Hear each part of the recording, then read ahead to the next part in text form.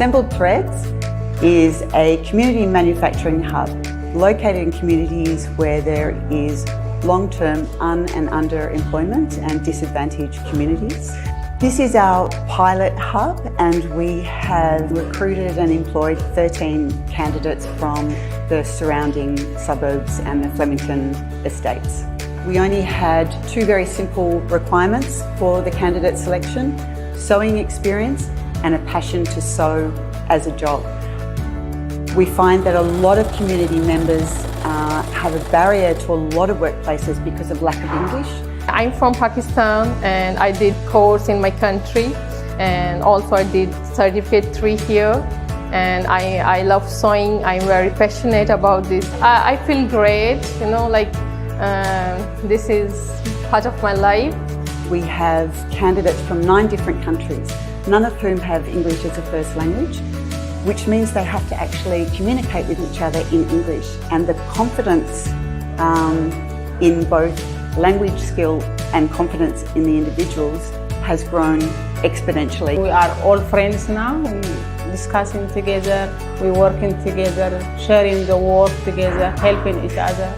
It's good to have from different countries and then helping me to develop my language too.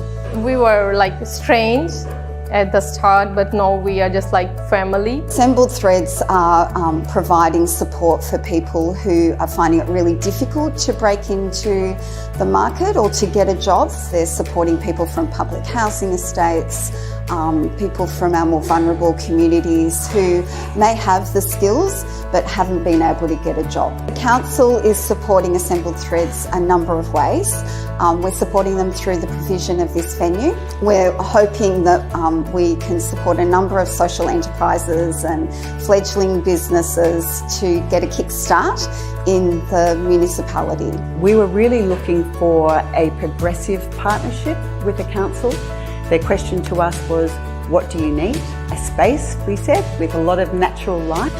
Within days they came back saying, we've got a space, it's a bit quirky, what do you think? And it's brilliant. Council's overall philosophy is local jobs for local people.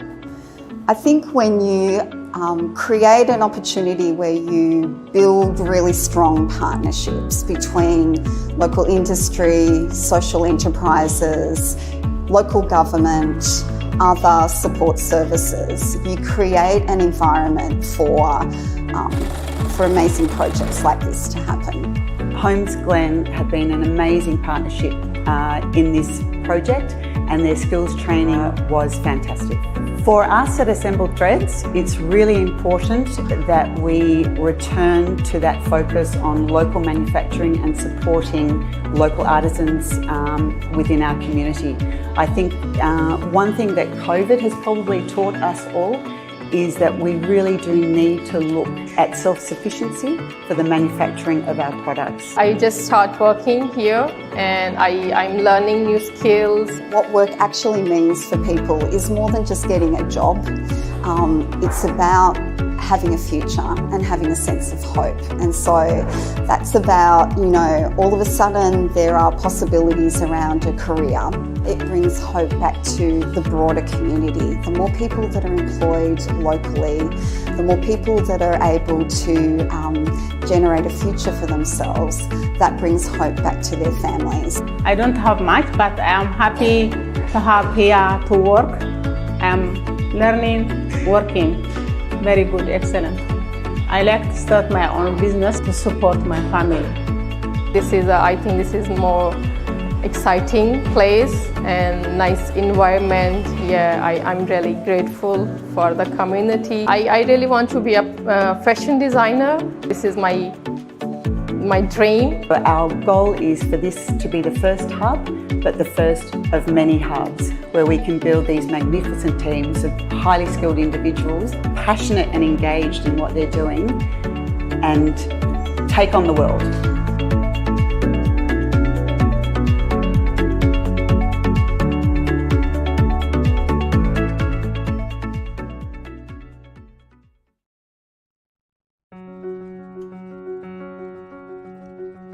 Mama's Kitchen is a program developed by the Moonee Valley City Council to achieve two goals, essentially. Is one, to assist women of predominantly East African heritage to gain experience in commercial cookery, to support them in creating their own entrepreneurial programs or goals, and also feed the community that were affected by the lockdown of the towers in Flemington and Ascot Vale during the COVID period.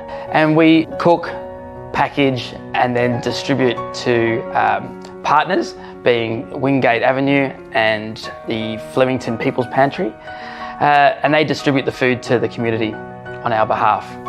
What Mama's Kitchen does for the women is to build confidence in an environment that is unfamiliar.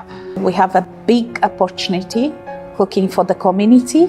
They work it from the heart, and the people, they benefit from this cooking. They deserve this good food. I like to work with other women in a team, because I feel like we work as a one. We help each other. All women are very kind, very helpful. I can learn from them, they can learn from me. We are working as a friends in here. I like to working with other women because they are very helpful. They are very kind, and they are very friendly. We are providing people with confidence building experience, industry experience, and we're feeding people in need. We're providing solutions for food relief, which has hugely escalated during the COVID period. Mama's Kitchen is a good learning place for us, because I earn a lot of experience in Mama's Kitchen. Still I am learning. I love Mama's Kitchen. They're feeding people within their own communities. So they are seeing firsthand the response of what all their hard work and their participation and their contribution is making to the community that they live in. Mama's Kitchen also continues to support the women post the program. So whether that is in food production, business development, or even extending their training. That's my dream. My dream come true, because I expected I have to, I learned my cooking. Then I said I need a good place to work. Then really I'm happy I got this place, Mama's Kitchen, and I have an opportunity to work here. Really I am happy. I am thanks Mama's Kitchen. They gave this opportunity for me. My favorite food is lamb sukar, and it's a Somali dish, and it's some yummy and delicious here. I feel so creative that I knew something new, and also something nice to serve my kids. When I came back from work, they say, "Oh, what are we gonna cook now? What are you gonna prepare for us for dinner?" So they're so excited. We've got women here that started who couldn't look another person in the eye, whose first response would be that they don't speak English. We have these people now being able to communicate, stand up tall, and be really proud of an end product. And we need to extend this experience to many more in the community. And we've been given immense support by the Moonee Valley City Council. The state government have also been hugely supportive. We've had wonderful support partners for the supply of our vehicles. At the moment, we are in a pilot program situations. We've got so many opportunities for growth. We are going to be helping develop their own businesses. We want to keep helping people. The council keep doing this, helping the community, the ladies working here. We work here, we get a job, and doing from the heart. More opportunity for moms to get employed in the future, and also to encourage the moms to go and apply for jobs. From this experience, I can go outside and I can run my own business. It's very amazing, bring happiness to us, a lot of happiness.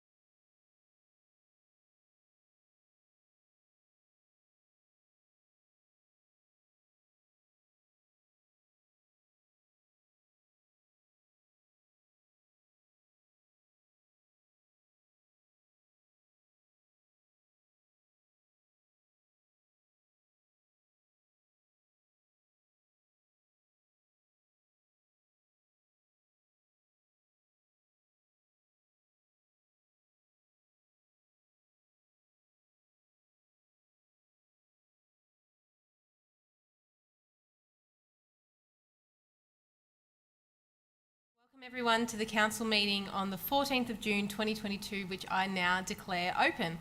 I'd like to extend a warm welcome to members of the public who have not yet joined us but may soon be joining us tonight, and also of course those people who are watching from home on the internet. As well as being live streamed, the video recording of this meeting will also be available on our website. So attendees in the gallery that are not necessarily here yet, please be advised that your presence may be recorded. On behalf of Moonee Valley City Council, I would like to respectfully acknowledge the land on which we're meeting, that of the Wurundjeri Wurrung people of the Kulin Nation. I'd like to pay my respects to elders past, present and emerging, and any other Aboriginal and Torres Strait Islander here with us tonight or watching online. We'll now move to item 2 on the agenda, which is apologies and leaves of absence. Just so people who can see online, we do have Councillor Isa and Councillor Hodgson who are joining us tonight via Zoom. Thank you very much for joining us via Zoom, councillors. I know that it takes a bit of an effort, so I really appreciate that. Now I have received a request from Councillor Ava Adams for a leave of absence from the 14th of June to 22nd of June 2022. Councillors, can I please have a mover and a seconder that Council approves Councillor Adams' request? Move Councillor Sypek, seconded Councillor Tyson. I'll put that to the vote. All those in favour? That is carried unanimously. Item 3 on the agenda is the confirmation of minutes. Can I please have a mover and seconder that the minutes from the council meeting held on Tuesday, the 24th of May 2022 be confirmed? Moved Councillor Sypek, seconded Councillor Tyson. I will put that to the vote. All those in favour? That is carried unanimously. Item 4 on the agenda is declarations of conflicts of interest. Does any councillor have a conflict of interest on any item on the agenda tonight? Councillor Nation. Thanks, Mayor. I've got a conflict of interest in item 10.2 for reasons disclosed to the CEO in writing prior to the commencement of tonight's meeting. Thank you, Councillor Nation. Any other councillor? No. Presentations. So I'll start with the first presentation. I want to say that this week marks Refugee Week, which is an annual celebration informing the public about refugees and celebrating their contributions. In 2022, the 2022 theme is Healing, which aims to highlight aspects of the refugee experience and help the broader community to understand what it is like to be a refugee. Council respects, recognises and supports the many residents of Moonee Valley who have come to Australia as refugees or asylum seekers, and will, as always, strengthen this message during Refugee Week, which is to be held this year from the 19th to the 25th of June, with the 20th of June as World Refugee Day. A number of actions that Council has taken in supporting this are Moonee Valley's official Standing Together and Supporting Diversity Statement of 2018, participation as a member of the Welcoming Cities Network, participation in the local government mayoral task force supporting people seeking asylum, and the Back Your Neighbour campaign. And recognition and celebration of annual key dates and recognition during Harmony Day, Cultural Diversity Week and Refugee Week. Now, councillors, are there any other presentations for tonight? Councillor Nation. Thanks, Mayor. Look, if no one else is going to, just want to touch on last Friday we had our Women in Business Luncheon. It was the first one we have held since 2019. The 2021 was cancelled at the last minute, and then 2021 obviously couldn't go ahead. So our keynote speaker was Shayna Blaze, who was a fantastic choice and had a message that resonated with most people in the room, I think. Just about challenges and perseverance in tough times. The Women in Business Luncheon is something that nearly disappeared in 2015, as Councillor Sharp and Councillor Sypek would know, and it actually got struck out of our annual budget, and councillors fought hard to get it put back in, and attending on Friday was testament to that previous council term that fought hard for that luncheon, because it was just a fantastic afternoon, but also a really good opportunity to stop and talk to people from throughout Moonee Valley, and even people not from Moonee Valley who work in Moonee Valley, and just hear about so many of the fantastic, particularly small businesses and home businesses that are being run. So credit to the economic development team. There's over 350 people that attended. It was held at Flemington Racecourse, and it was just a fantastic event. So again, well done to all the staff that put it on, and I look forward to even a bigger and better one next year. Thanks. Thank you, Councillor Nation. And I do note when I was elected onto council, I know that you were a massive backer of the event. I think you were a small business portfolio holder, and you said, I didn't really know what it was, but I certainly do now, and I think it's a fantastic event, and well done to all the staff that put it together. I feel it's one of those ones that is absolutely wonderful for our community, and if you didn't get tickets this year, I strongly recommend getting them next year. Were there any other presentations for tonight? Nope. Item 6 on the agenda is petitions and joint letters, and I don't believe we have any councillors. Nope. Okay, so then we'll move on to item 7, which is public question time, and we have received 3 questions this evening. Question 1 from Nina Franceschi, which reads, is it possible to remove a project from the long-term capital works plan through a notice of motion? And I'll refer to the CEO, Helen Sue, to respond. Thank you, Nina. Through the Mayor, it's noted that this question was subject to the notice of motion number 10.4 for tonight's council meeting, through which an officer's report is sought. It will be appropriate for officers to provide a response after the motion is deliberated tonight. Thank you. Thank you, CEO. Question 2 from Nina Franceschi is, with regards to the formal proposed upper car park at Strathnavor Reserve, was there any community consultation to have the proposed car park added to the long-term capital works? And again, I will pass to the CEO for a response.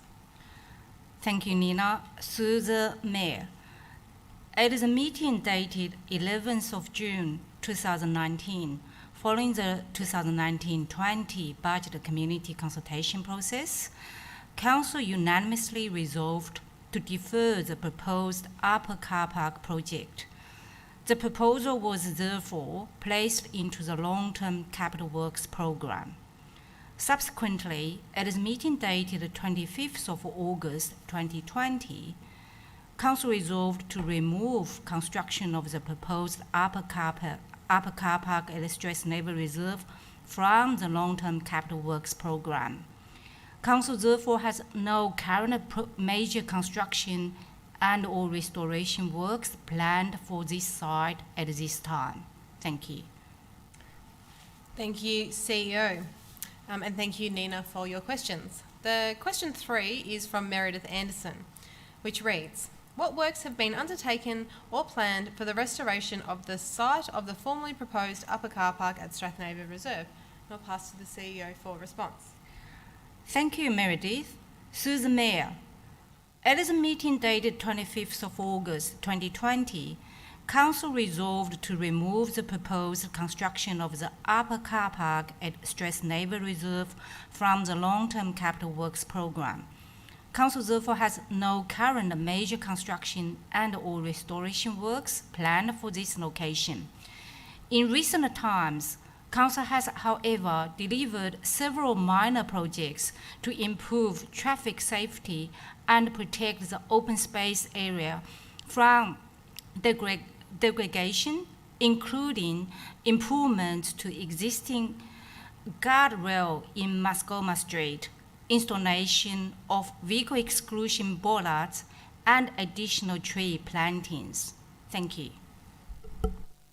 Thank you, CEO. We have no further questions from the public tonight. So we'll move to item 8 on the agenda, which is reports from delegates, and I do believe we have one report tonight. Councillor Hodgson. Thank you, Mayor. I hope you can all hear me okay, and thank you for having me online.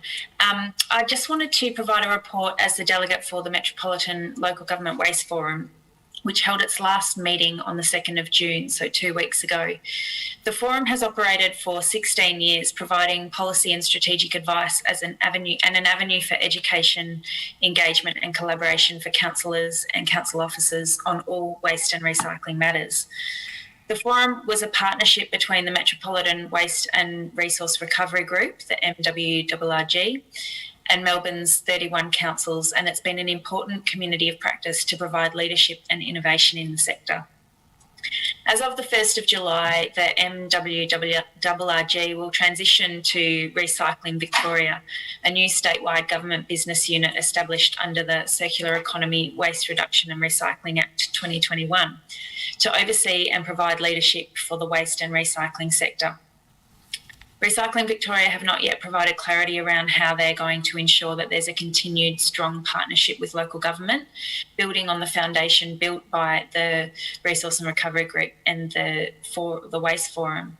In the short time that I've been a delegate on this forum, it's instilled in me a drive to help our community to achieve net zero emissions on their waste in our waste and recycling system. There's a reason that local government is known for roads, rates and rubbish, and our role in delivering a strengthened recycling system within our waste collection service is critical to achieving the best environmental and economic outcomes for the community. At the December 2021 meeting of the forum members endorsed the establishment of a statewide local government waste and recovery advisory group and endorsed the current chair, Councillor Lena Messina, and Deputy Chair, Councillor Michelle Kleinert, as representatives on that advisory group from the Metro Councils. The stated purpose of the advisory group, with representation from the 7 waste forums across Victoria, is to continue to provide local government input, feedback and advice to support the establishment of Recycling Victoria and the implementation of the government's circular economy policy. While unfortunately I don't have a clear report to provide on what we'll see next in the space, I know that local government is critical to the delivery of on-the-ground services.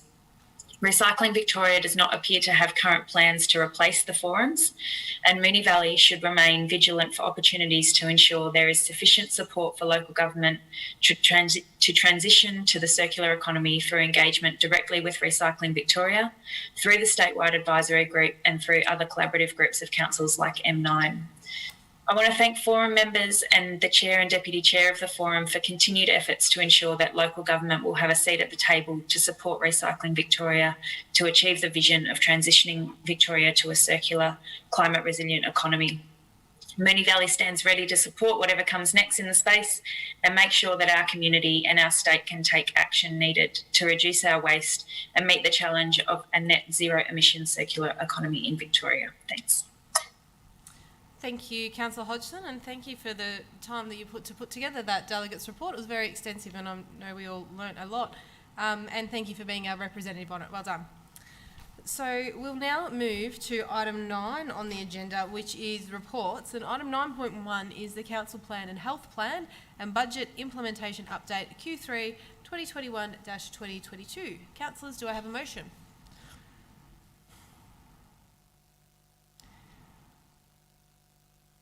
Councillors, a motion for 9.1. I'm happy to move the officer's recommendation, Mayor. Thank you, Councillor Isa. And a seconder? Councillor Tyson. Councillor Isa, would you like to speak to the motion? Thank you. Thank you, Mayor. So this update is a useful audit of the initiatives, the 39 initiatives and actions in the 2021-22 Council Plan and Health Plan initiatives. 70 or 75% of the oops, there's a beep. It's all right, Councillor Isa, we were just setting the time, but I'm mindful that we won't start just yet, but I'm mindful that you probably won't be able to see it, so I might give both you and Councillor Hodgson a 30-second warning when it gets down to that, if that's easiest. But don't worry, Councillor Isa, you can start your time again. No problems. 75% currently meet the project milestones. About 7% of those actions are completed. 1 is an advocacy action and 6 actions are currently off track, but that officers are working to minimise delays as a result of contractor shortages and other contributing factors to bring those projects back onto track. Just a couple of the projects that are noted that may be of interest to people. There's a waste draft action plan that will be coming to us following on from some of the things Councillor Hodgson was just speaking about, helping to get better understanding of our future waste and recycling services. Council's working again on, continuing to work on the More Trees for Cooler Green West program, and more will be planted during this wet weather of our Q4 of the year. The report on community carbon emissions was completed by sustainability consultants. A number of active travel and pedestrian and cyclist safety projects were delivered. Planning's underway for residential development framework to inform the appropriate application of the residential zones across the municipality, and grant funding was successfully sought to assist with the preparation of a municipal housing study. A consultant was engaged to develop the arts and culture plan, and this will be a 4-year action plan detailing council's commitment to arts and culture. The final plan will be coming to council, should be coming to council by September. And a review of council's festivals, events and activation programs will also be presented to council. So that's just a snapshot of some of the initiatives and actions that are part of that update. Thanks, Mayor. Thank you, Councillor Isaac. Councillor Tyson. Thanks, Mayor. And I don't have too much more to add after Councillor Isaac's pretty extensive overview, but I think a few projects that are exciting for me are the plans around our Keilor East and Airport West neighbourhood plans, which I know that you're very much looking forward to as well, and Councillor Syperk, of course, as ward councillors. I think as well, something that's part of the plan, which is on track, fortunately, is the plans for upgrading the Keilor Road streetscape, which I'm very much looking forward to as well. I think as much as we have a few things off track at the moment, it is really difficult at the moment with inflation, with budgeting, everything else going on, including the financial markets crashing today, that it's a very difficult time to budget, and we're absolutely doing our best to get on with it. Thanks. Thank you, Councillor Tyson. Would any other councillor like to speak to this motion? Councillor Isaac, would you like to close? Put this to the vote. All those in favour? It's carried unanimously. Item 9.2 on the agenda is MV 2040 Implementation Initiatives and Theme Action Plans. Councillors, do I have a motion? Councillor Isaac. Thanks, Mayor. I'd like to move an alternative. As I'm reading, I'm just wondering if people can just double check that I'm reading the right version, and let me know if I've made any mistakes. That Council resolves to A, note the findings of the MV 2040 Theme Action Plan and Implementation Initiatives Review, Attachment 1, and the progress made towards delivering on the MV 2040 strategy. B, note the audit of MV 2040 implementation initiatives as missed items 80, 81, 14, 31, 58 and 41.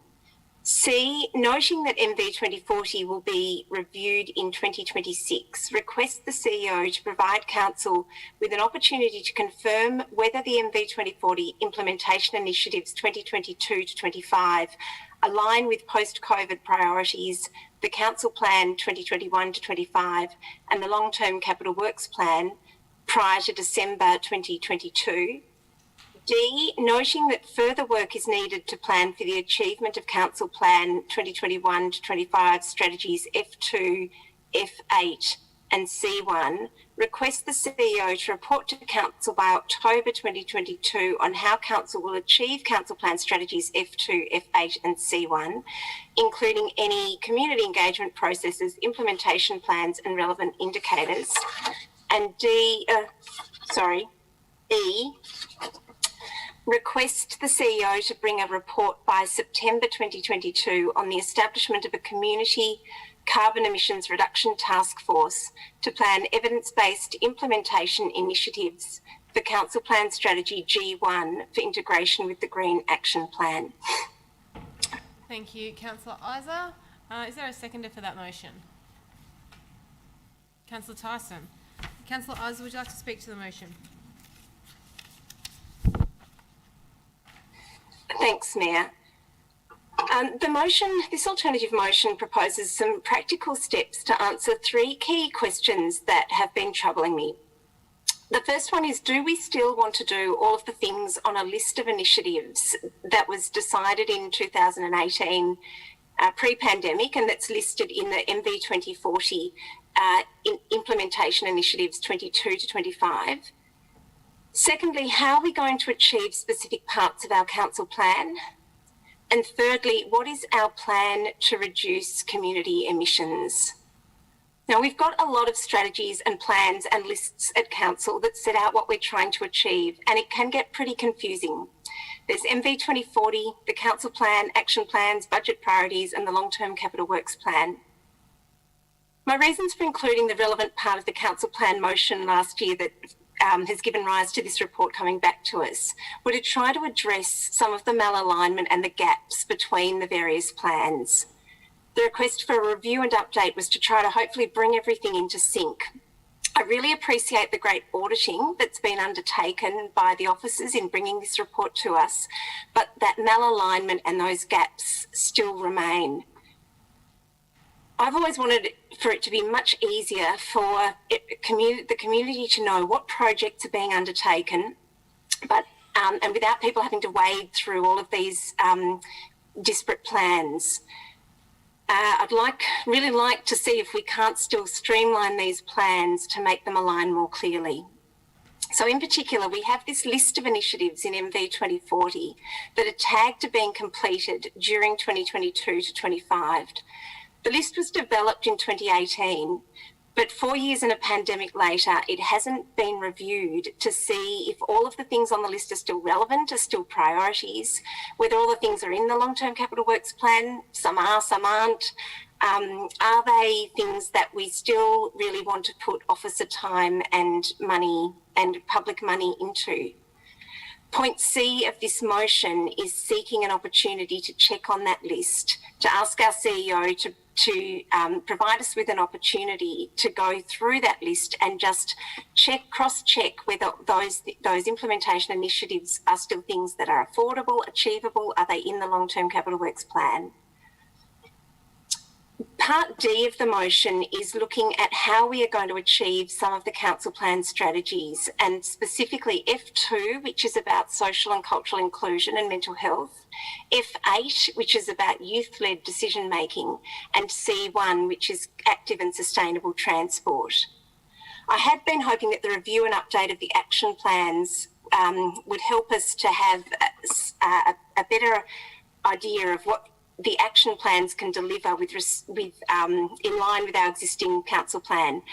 It hasn't really worked. I don't really want to re-prosecute the arguments from last year. I guess I'm trying to keep things moving, and point D of the motion asks for the CEO to report to councillors on how these particular strategies will be achieved.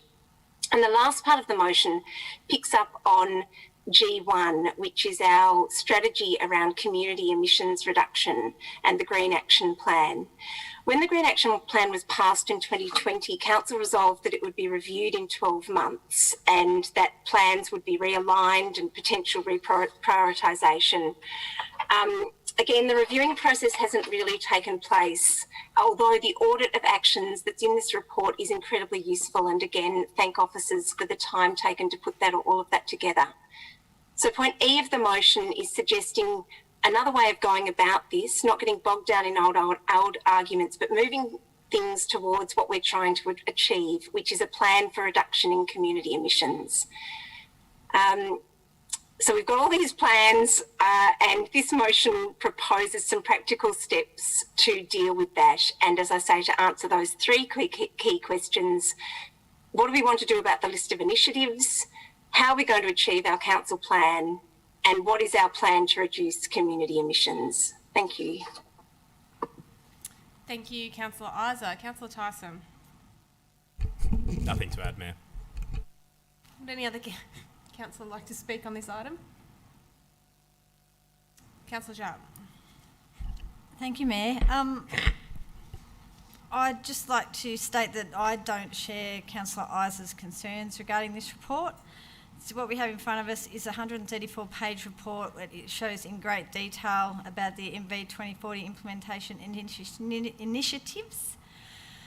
It is, I dare say that it has certainly taken up a lot of officers' time to date. It is, as I said, it's incredibly detailed and provides us a valuable source of information.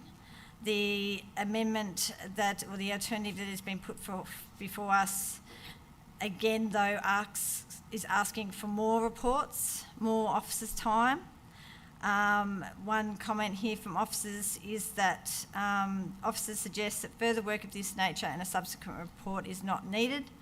Delivery of the annual council plan initiatives contributes to achievement of the strategies, and it goes on to state a few other important details, but basically the officers are suggesting that we do not need further reports.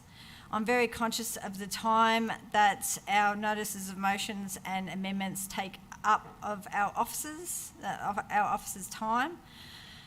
And I'm happy with the information that I have before me personally, and I don't know how much more in detail we can get, but I certainly don't, as I said, support more, just more officer time spent on something that we pretty much have the information in front of us about. Thank you.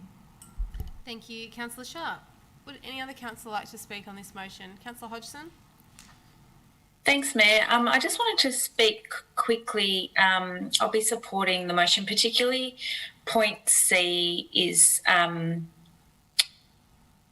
I agree with and support. I think we, as a councillor group, and as a new councillor, I obviously wasn't involved in the development of or endorsement of MV 2040, but it's a really fantastic document, and it provided a very clear vision when we were testing that vision with our community more recently in the council plan process. It was really well supported and has stood up against 4 years since that plan was developed. So we obviously have a really strong and clear vision that's shared by our community. But as Councillor Rizo has mentioned, one of the things that has changed since the endorsement of the plan is the landscape and the environment that we're in. And I feel very strongly that when we come to budget time, we want to make sure that the roadmap that's set out by MV 2040 and some of the action plans that have come up since then is still aligned with the priorities and needs of our community. So I think it's a really fantastic opportunity to have another look at that, make sure that we're all clear on moving in the direction that the community wants us to move in, and supporting our community to achieve the MV 2040 vision of, a healthy and strong and connected community. Thank you, Councillor Hodgson. Would any other councillor like to speak on this item? Councillor Bedio? Thanks, Mayor. Only that I request, if possible, you could consider that the motion be broken up and voted in 2 parts. I'm happy to break it up. 1, 2, 3, 4, 5, unless there's a particular reason why you want it in 2. No, 5's great. Thank you. Any other councillor like to speak on the item? Councillor Nation. Thanks, Mayor. And look, apologies, I don't have notes on this alternative because we've only just got it. I guess reading the officer's comments on the alternative, as per what Councillor Sharp mentioned, those that I understand the officers have sort of said are okay and they'd recommend. B and C I have no issues with. D and E, I'm just noting the officer's comments, and obviously E is important, but whether or not this is the right spot for it, just noting that officers propose, the officer comment is officers propose that any updates to action plans not take place on an ad hoc basis, but rather form part of a broader integrated planning framework with suitable review cycles. So I'd be open to looking at those review cycles, but I guess if the officers are saying that this is not the spot to do that, then I'd be inclined not to support that point. And probably similarly with D, just having a chance to read the officer's comments for the first time in the past half hour or so, They're also suggesting, the officers, that this year's proposed initiatives have been developed through a review of commitments in strategic plans, MV 2040 implementation initiatives, action plans and the advocacy strategy, and any existing council commitments made through resolutions and notice of motions. So they're suggesting that delivery of the annual council plan initiatives contributes to the achievement of these strategies. So again, I'm sort of, having just seen this sort of 555, I'm happy to be guided by the officer's suggestions on this. So B and C, it appears that would be supportive, but I do have issues with D and E based on those officers' recommendations. Thanks, Mayor. Thank you. Thank you, Councillor Nation. Any other councillor? Councillor Isa, would you like to close? Thanks, Mayor. I note that the officers' comments they're labelled confidential in my document here. I perhaps need some clarity from officers as to whether those comments are confidential. I've always taken that to be the case. Perhaps clarify afterwards. In any case, I don't mind that information being used to debate the matter, because that's what those officers' comments are there for. Sorry, I've also sent an... Councillor Isa, was that a point of clarification? No, I'll ask afterwards. It's fine. I'm just noting that. I also have sent round to everyone a comment that was made as well today, which goes to the heart of my motion here, which is that our documents at the moment, we're in a situation where there are links and gaps and fragments across all of our documents. MV 2040 implementation initiatives and our council plan initiatives and our action plans are not aligned. We currently have, and D and D go to this, we currently have council plan strategies for which we have no implementation plan. Now, our officers, I know, are working hard, and Councillor Sharp spoke about the work that's been done, and I spoke multiple times myself thanking officers for the work that has been done on this audit. The audit wasn't what was requested, though. It was a review of the action plans and an update that was requested. That wasn't done. It doesn't matter. I'm moving on from that and don't want to pick a fight about it. What I do want to achieve tonight is some practical steps forward so that we have a chance of actually achieving our council plan. Because at the moment we have no implementation strategy for some of our council plan strategies.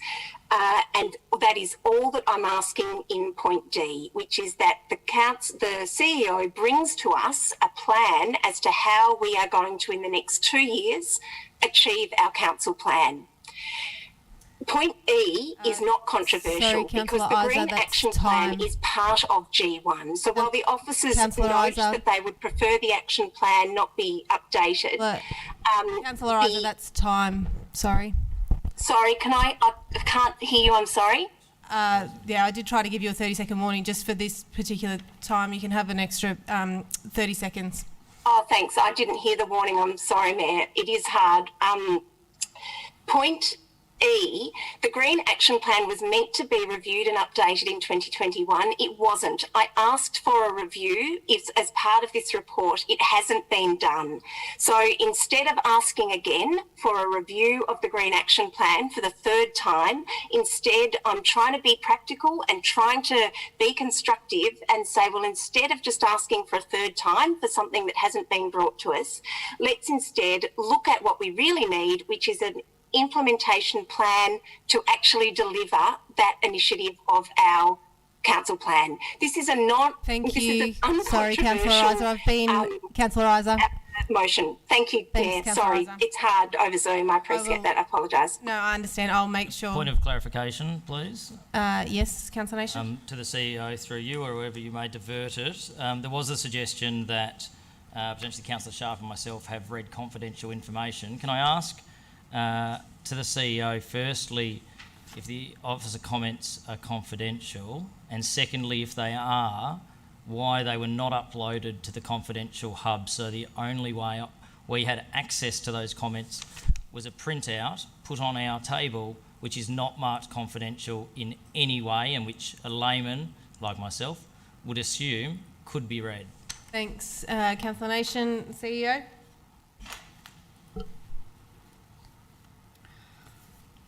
Thank you, Councillor Nation, for your question. Through the Mayor, the officer's comments provided is a working document and is notes for councillors to consider. I do agree that we didn't have a specific confidential labels as we usually will cite what is Local Government Act 3.1. However, I do want to remind councillors that officers' comments is provided to support councillors to consider, and I would rather councillors do not verbal officers' comments because it's not helpful for officers to join into the debate. Thank you. Thank you. Okay, thank you. Councillor Isa?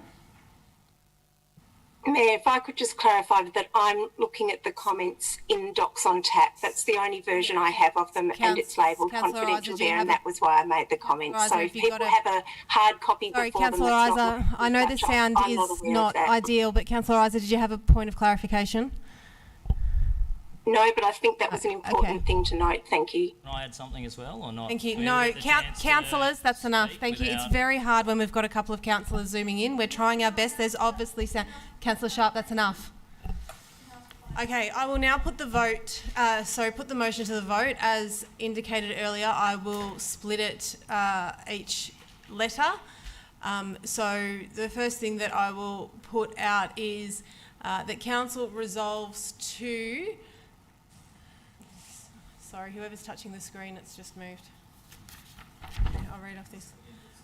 The council resolves to note the findings of the MV 2040 Theme Action Plan and Implementation Initiatives Review, Attachment 1, and the progress made towards delivering on the MV 2040 strategy. All those in favour? That is carried unanimously. The second part will be that council resolves to note the audit of MV 2040 implementation initiatives has missed items 80, 81, 14, 31, 58 and 14. All those in favour? Sorry? That's C. Sorry, what did I read wrong? 14, not 14. Apologies, sorry, apparently I've read it wrong, but I'm just reading. The last number was 41. What did I say? Something different? Oh, my bad. Apologies, councillors, I got my numbers confused. So I will put that again. So that council resolves to B, note the audit of MV 2040 implementation initiatives has missed the items 80, 81, 14, 31, 58 and 41. All those in favour? That is carried unanimously. Put to the vote that council resolves to noting that MV 2040 will be reviewed in 2026, requests the CEO to provide council with an opportunity to confirm whether the MV 2040 implementation initiatives 2022 to 25 align with post-COVID priorities, the council plan 2021 to 25 and the long-term capital works plan prior to December 2022. All those in favour? That is Councillor Hodgson, Councillor Isa, Councillor Sypek, Councillor Nation, Councillor Tyson, Councillor Bedio, Councillor Byrne. All those against? That is Councillor Sharp. The next thing that I'll be putting to the vote will be that council resolves to noting that further work is needed to plan for the achievement of Council Plan 2021 to 25 strategies F2, F8 and C1. Request the CEO to report to Council by October 2022 on how Council will achieve Council Plan strategies F2, F8 and C1, including any community engagement processes, implementation plans and relevant indicators. All those in favour? That is Councillor Hodgson, Councillor Isa, Councillor Tyson, Councillor Byrne. All those against? It's Councillor Sypek, Councillor Nation, Councillor Bedio, Councillor Sharp. That is carried on the casting vote of the Mayor. And E, that Council resolves to request the CEO to bring a report by September 22 on the establishment of a community carbon emissions reduction task force to plan evidence-based implementation initiatives for Council Plan Strategy G1 for integration with the Green Action Plan. All those in favour? Councillor Hodgson, Councillor Isa, Councillor Tyson, Councillor Byrne. All those against? Councillor Seipert, Councillor Nation, Councillor Bedio, Councillor Sharp. That is carried on the casting vote of the Mayor.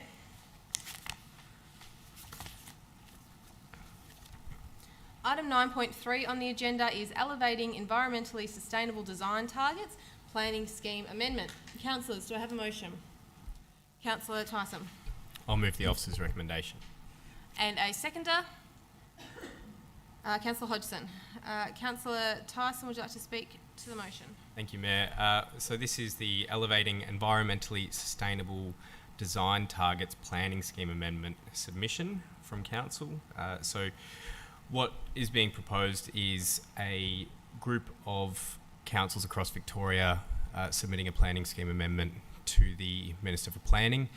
Part of it is around gas installation in residential properties and across our where our planning scheme applies. I think there's never been a more timely motion from Council considering what's going on across the broader economy with potential blackouts in Queensland and New South Wales because of gas shortages. I know Councillor Bedio's raised some important questions previously around how this might apply to commercial developments where it might be quite important in terms of a kitchen and that sort of thing, and I think those questions have been answered satisfactorily, and I thought it was an excellent question and something that certainly weighed on me as well. But as we can read from the report, a new residential build can actually save money by not having a new gas connection and ongoing costs. So I think it's a really timely report and I'm looking forward to submitting it to the Minister. Thanks. Thank you, Councillor Tyson. Councillor Hodgson. Thanks, Mayor. I'm really happy to support this one as well. And as Councillor Tyson mentioned, this is a collaborative project. It's one that we set aside funds for in our recent vote on distributing the funds from the Climate Community Emission Reduction Reserve. The planning scheme amendment is a really important next step, I think, in supporting our community to have net zero emissions. As it stands, there's a significant investment, and some of those proposals in the community emission reduction report show what kind of an investment would be required to support households and businesses to retrofit their properties to be more energy efficient and reduce their emissions. We know as well that there are a high number of grant programs at federal, state and local government level aimed at supporting this type of change. But this planning scheme amendment is an opportunity to make sure that future households and businesses in new developments in Moonee Valley don't face this same problem in 5-10 years' time. It's also an opportunity for cost savings, as Councillor Tyson's mentioned, through efficient design and low energy options. I see this as sort of low-hanging fruit in a way. It's a bit of foresight now to save our community and our ratepayers money and pain down the track. And it also helps protect our environment and the health of our city. As Councillor Tyson also mentioned, there's, in response to that question of where there might not be practical ways for something like, say, a gas-free development, the idea is that there's a mandatory objective being, net zero builds, but flexibility built in there about how that's achieved. We all know that there are many ways to get to the same endpoint, and I think it's actually a real strength of this planning scheme amendment as it's proposed. I note that there may be some tweaks down the track as the project goes through the next phase, including a cost-benefit analysis. But the inbuilt flexibility, I think, is really great, not being rigid in how we apply this, because it will also allow for changes in technology and design world that are going to help us see these sort of environmentally sustainable designs well into the future. Thank you, Councillor Hodgson. Any other councillor like to speak on this item? Councillor Bedio? Thanks, Mayor. I'll be supporting this motion. I think it's an important project that we should be a part of, but I can't say I'm without my concerns. Obviously, as Councillor Tyson's pointed out, we're in a very interesting position with our energy security at the moment. I do want to note to those watching that the potential planning scheme amendment doesn't actually pertain or won't affect single dwellings. They are for 2 or more, or any dwellings or buildings that require a planning permit. And I am still concerned as to how this fits in the commercial space. For example, kitchens who use gas cookers or gas fryers, industry that require gas for machinery. There is discretion built into this, is what we're being told from the officers and from the group that's running this program. But my fear is how that amendment is interpreted, and whether we're going to remain a competitive council to be in business, a council to run your business in. And I just want to make sure we get the balance right. So starting this process allows us to go down the evaluation route, so we can participate. We are able to pull out at any time if we feel that it doesn't suit us. But I think it's important at this stage that we take part and we give it a go at this point. So thanks, Mayor. Thank you, Councillor Bedio. Councillor Sharp, did you have your hand up? Oh, yeah. Thank you, Mayor. Look, I might be the only councillor who doesn't agree with this, but I'm not scared to state that I won't be supporting this motion. For me, there's too many still if buts and maybes, and as Councillor Bedio has eloquently mentioned, there will be a lot of construction or businesses and single dwellings that this doesn't apply to. So effectively we could be penalising those people that decide to develop their home or decide to buy a home that is on a block of more than one by not having a gas connection. And to be honest with you, I think people are sick and tired of being told that they can't do something. We've just been stuck with the last 2 years of being told that we can't do this and we can't do that. And I don't agree with our residents being told that now suddenly they can't have a gas connection in their house. It doesn't sit well with me. And as I said, I think that a lot more investigation on this has to happen. Energy security, gas is not a realm of council, it is the realm of the federal government. It is up to them as to what if they decide to choose to have us residents of Australia without gas because of the exporting issues, but that is something that we don't need. That's not what we need to concern ourselves with effectively, because it's not us that make that decision.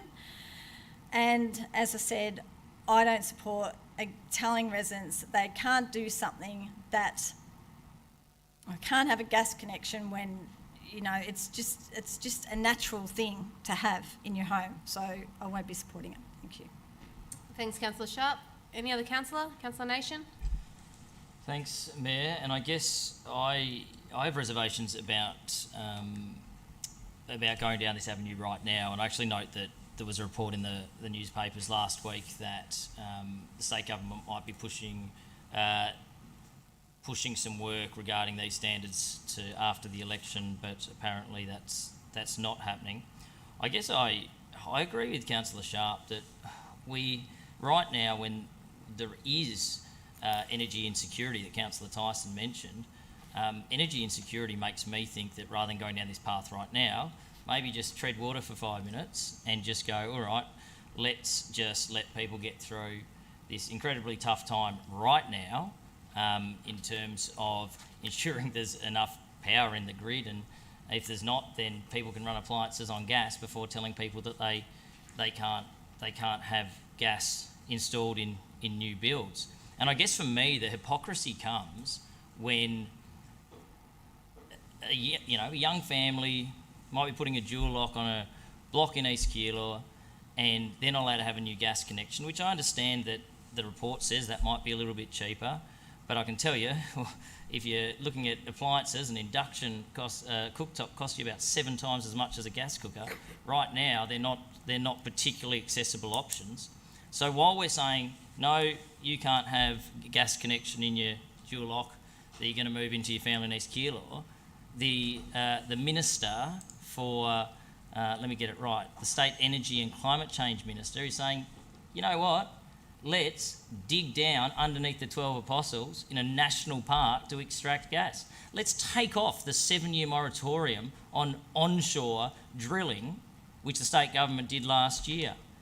Or, at a federal level, hey, we've just approved the Scarborough Pluto plant, which is going to, actually through generating and drilling gas, release 3 times Australia's carbon emissions over its lifespan, yearly emissions over its lifespan. So state government's drilling under the 12 Apostles, which mind you is a national park. I grew up down the Surf Coast. That's a national park. It's 11 Apostles.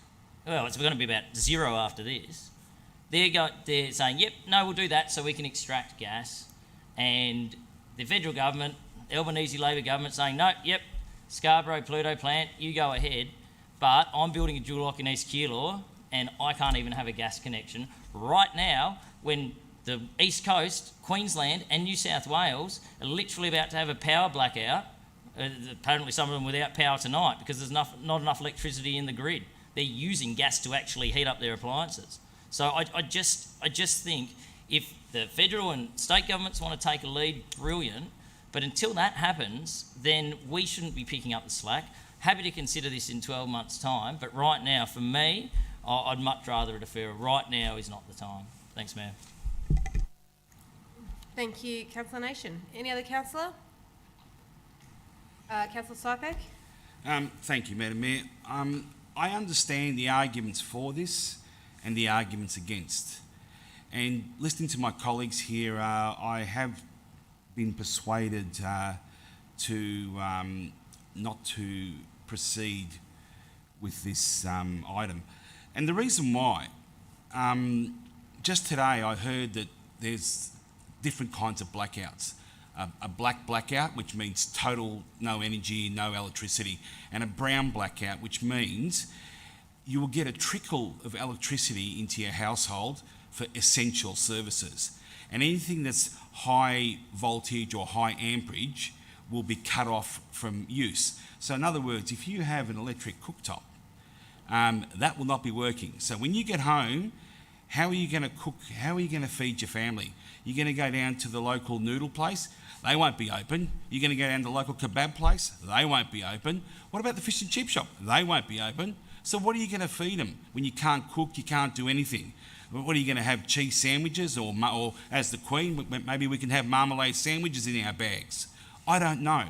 I don't think this is the right time to do this. And Madam Mayor, I have faith in our community.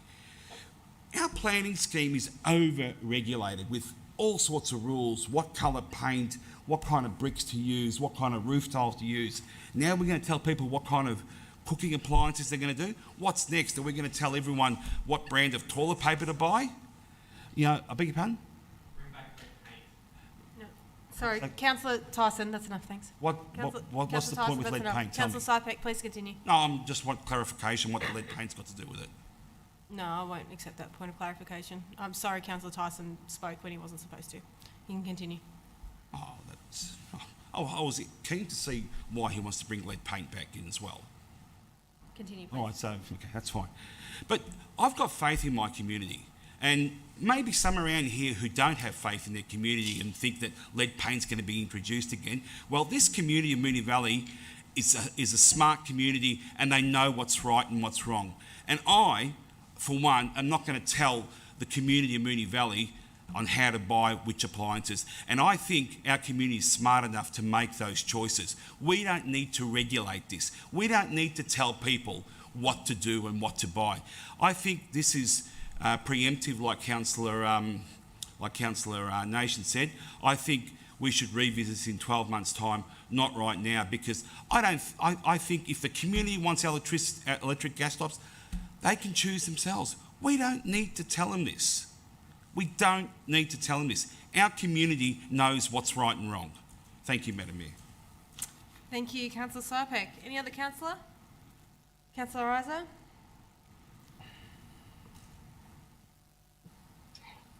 Thank you. Look, I think there's some fair hyperbole going on here. This planning scheme amendment proposal, well, firstly, it has a timeline that extends it beyond 2024. It's not going to get to a point of decision until at least 2024. So we have to start the ball rolling now. It may well be, as Councillor Nation said, that some decisions might be easier in 12 months when we have a better sense of some of the energy concerns that are currently playing out. The point is that we actually have to start the ball rolling now for anything to take place in 2 years. So I think that timeline's very important. Also, this is a collaborative effort. This is something that's been done across 31 councils, or however many decide to take this particular step that we're looking at tonight. That's almost half of the municipalities in the state. So there's great benefit in doing something collectively. It means that we can actually make sure that we are following some really good advice, that everything is tested, the financials are going to come to us, that we are doing something that we couldn't possibly do alone. And it also means that the state government is in more of a position to respond to it appropriately, because half of the local governments across the state are looking at the same measures. And those measures include some mandatory objectives, but discretionary means of achieving them. So some of the statements that have been made around restrictions to residents, the discretion remains within the amendment, and the amendment doesn't even apply to single dwellings, which I think in terms of achieving maximum environmental benefits, that's perhaps a bit of a drawback. But in terms of making sure that if people really want gas, they can build one dwelling on a single lot that's greater than 300 square metres, and they will be able to build gas within their home. They'll be able to connect gas within their home. So I'd really ask colleagues to not be distracted perhaps by the anxiety or the misstatements that have been made tonight, because there's a lot of benefit in this amendment. We've already... Clarification, Mayor, please. So, Councillor Isa, you've got 30 seconds. Point of clarification, Mayor, please. We've already invested time and money into this. We already believe in the work that's being done at that collective level to improve our environmentally sustainable design measures. There are points in the future at which we can decide otherwise if things do go in directions that we think, and there will be a panel hearing so that everyone in the community who does have an interest can make a submission to that panel hearing, and we can hear from our community and see what they would like us to do. So there are many steps in this process. I would implore councillors to please allow our community to be part of this. Thank you. Councillor Isa. Thank you. Okay. Mayor, I have a point of clarification, please. Councillor Sharp. A statement made by Councillor Isa was that there was misstatements made. I might have that word wrong now because it's gone out of my head. I'd like to confirm what misstatements were made, please. You're asking the point of clarification through to Councillor Isa? Yes. Councillor Isa, would you like to respond? There was a statement made that people won't be able to go and get gas if they want to, and the point that I was making was that if people do want to get gas, there will be plenty of ways that they'll be able to. Point of clarification, Mayor, that is not a misstatement. That is a councillor's opinion. So I'd like to call a point of order that a councillor is not at all respecting another person's view.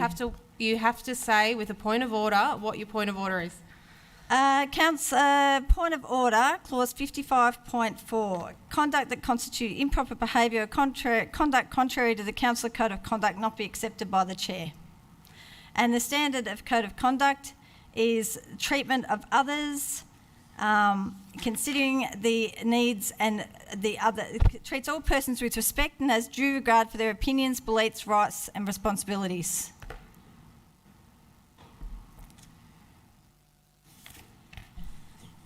Councillor Isa has made reference to a councillor's opinion. That is a misstatement and that is not correct. Sorry, so Councillor Councillor Sharp, the point of order you're raising is 55.4, is that Yes. correct?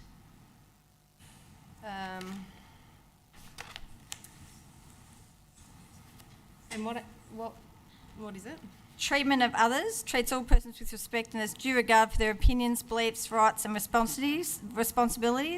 Councillor Isa has inferred that a misstatement has been made because the councillor has a different opinion from herself. And that is not, it's in keeping with the councillor code of conduct. I'll say it, you back it up.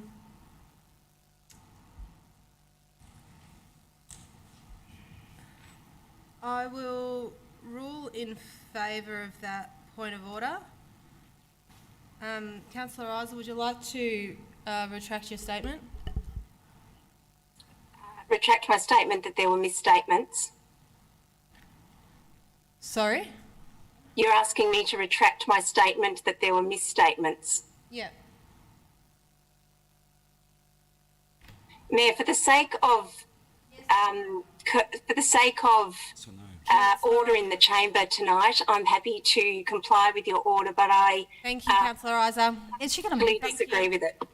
Thank you, Councillor Isa. A point of clarification. Under the Code of Conduct, when a point of order ruling is made, an apology can't be conditioned in any way. I'll give you the exact point if you'd like, but I'd ask an adjournment. Happy to adjourn for 2 minutes to 7:35. Do you have the governance rules?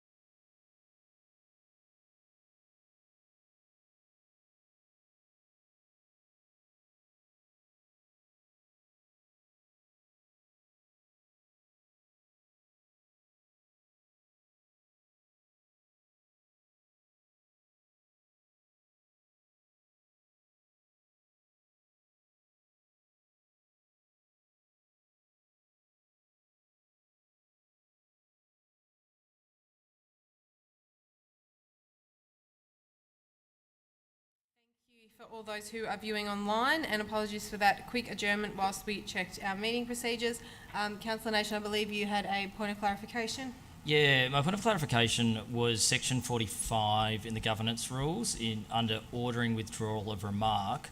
Now it does say a councillor required to withdraw a remark and or make an apology must do so without, immediately without qualification or explanation. I was just alerting you to that point because I'm not sure if Councillor Isa did that, so maybe it needs to be done again. Sorry, Councillor Nation. So what was your point of clarification? That through Councillor Sharp's point of order, you've asked the councillor to withdraw a remark. In our governance rules under section 45, it states a councillor required to withdraw a remark as per what has occurred and or make an apology must do so immediately without qualification or Councillor explanation. Nation, are you raising a point of order? Well, I would suggest that the councillor hasn't done that in withdrawing the remark through Councillor Sharp's point of order. Yes, point of order's been dealt with. I was happy to continue, but if you're I'm raising saying that a it hasn't been dealt with correctly. So does that you're mean raising a point of order? Or I can either call Subject dissent to for the the chair and governance. remove you, or just say that section 45(1) has not been followed. So I'd say a point of order, and our governance rules haven't been followed, section 45(1).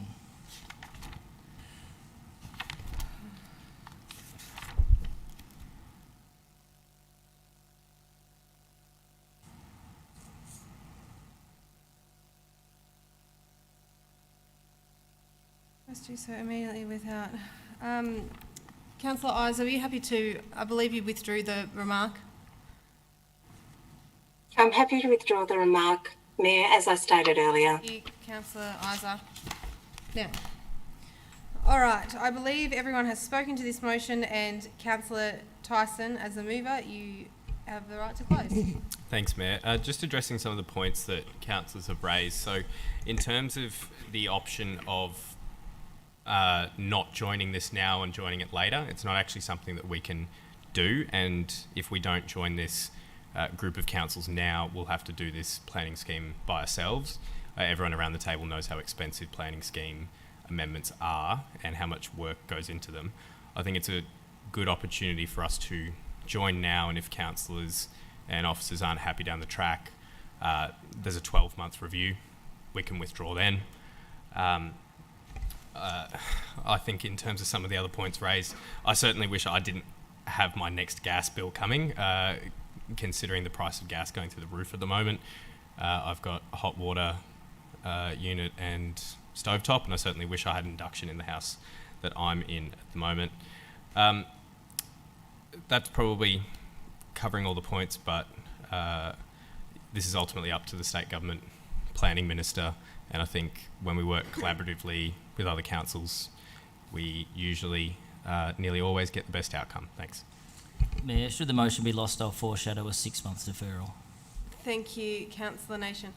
Mayor, I'm so sorry to do this, but I do have a point of clarification. It's important for me in my decision making.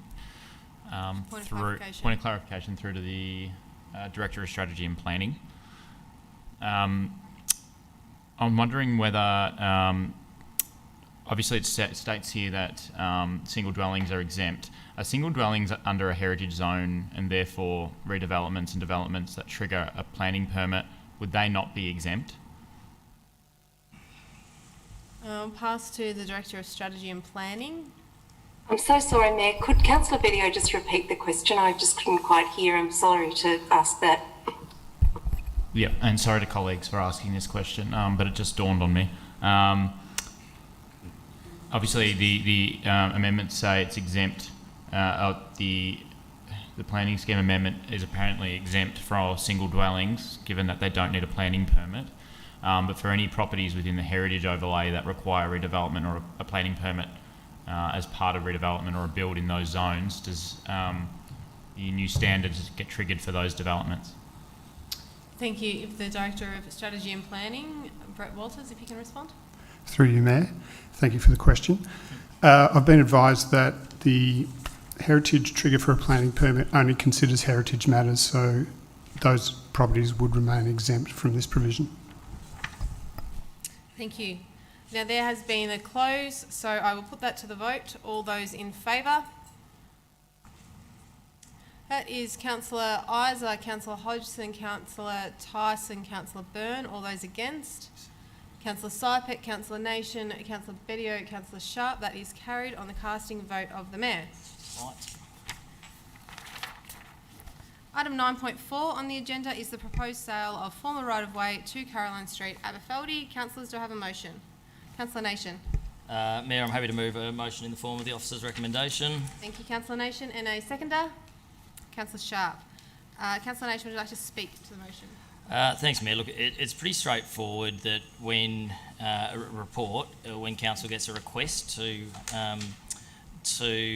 purchase a parcel of formerly discontinued road, which happens a considerable amount of time in our municipality because some of our suburbs are over 100 years old, and there's laneways and old right-of-ways that have either been fenced in or still exist that serve not much purpose, so people want to add them within the border of their properties.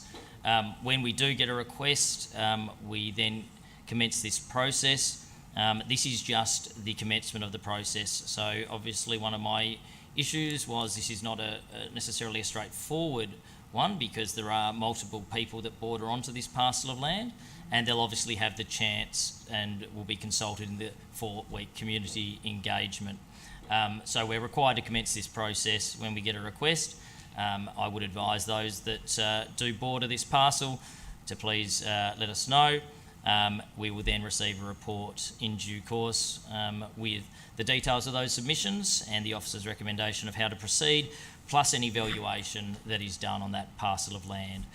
So just reiterating, this is not making a decision on the sale, it's just commencing a process which we need to do if we do get a request. Thanks, Mayor. Thank you, Councillor Nation. Councillor Sharp? Any other councillor? I will put that to the vote. All those in favour? That is carried unanimously. Item 9.5 on the agenda is the extension of contract number 203092, receipt and disposal of curbside recyclable materials. Councillors, do I have a motion? Councillor Isa? I'd like to move, excuse me, I'd like to move the officer's recommendation with an additional point C. Is it okay if I just read the point C? Yes, that's fine. Request the CEO to continue to explore opportunities to make recycling available for residents living at the Flemington Public Housing Estate and update councillors on progress by October 2022. Thank you, Councillor Isa. Is there a seconder for that motion? Councillor Tyson. Councillor Isa, would you like to speak to the motion? Thanks very much, Mayor. On the face of it, this motion is looking at the extension of our recycling contract, and it's connected to the Recycling Victoria initiatives that Councillor Hodgson spoke about earlier this evening. And I won't speak at great length to the contract itself, being largely an attachment that's in confidential, I think. So one of the elements, and I'm sorry, my doc's on tap is just playing up here, Mayor, I apologise. Thanks. One of the, sorry. My apologies. So one of the aspects of the contract extension, and I'm just reading here from the Open Council report, is around satisfactory service delivery and the contract performance. So it is all where this motion is looking at what we do ask our contractor to do with respect to recycling. And one of the things that has come up is that there are some residents in our municipality who don't have access to that service and don't have access to the benefits of this contract. And that's what I'm asking if officers can have a look into in that additional point C, which is to explore opportunities to make recycling available specifically for our residents living at Flemington Public Housing Estate. Interestingly, in 2013, Moonee Valley won a Victorian Premier's Sustainability Award for our efforts to work with Wingate Avenue's neighbourhood house on introducing recycling to the Ascot Vale housing estate. We apparently won first prize for our efforts in that regard. That particular project looked at targeting community engagement and really trying to increase recycling at that particular site. Since then, I understand that there have been some trials run through City of Yarra with respect to the high-rise public housing, particularly employment of residents through the Brotherhood of St Lawrence and through grants, potentially through state government grants, I think. So there have been ongoing efforts to try to loop all of our residents into the contract, delivery of contract that is the subject of this type of motion tonight. So I'm not sure which of those trials have been most successful. I'm not sure which model might be one that will work for our contractor.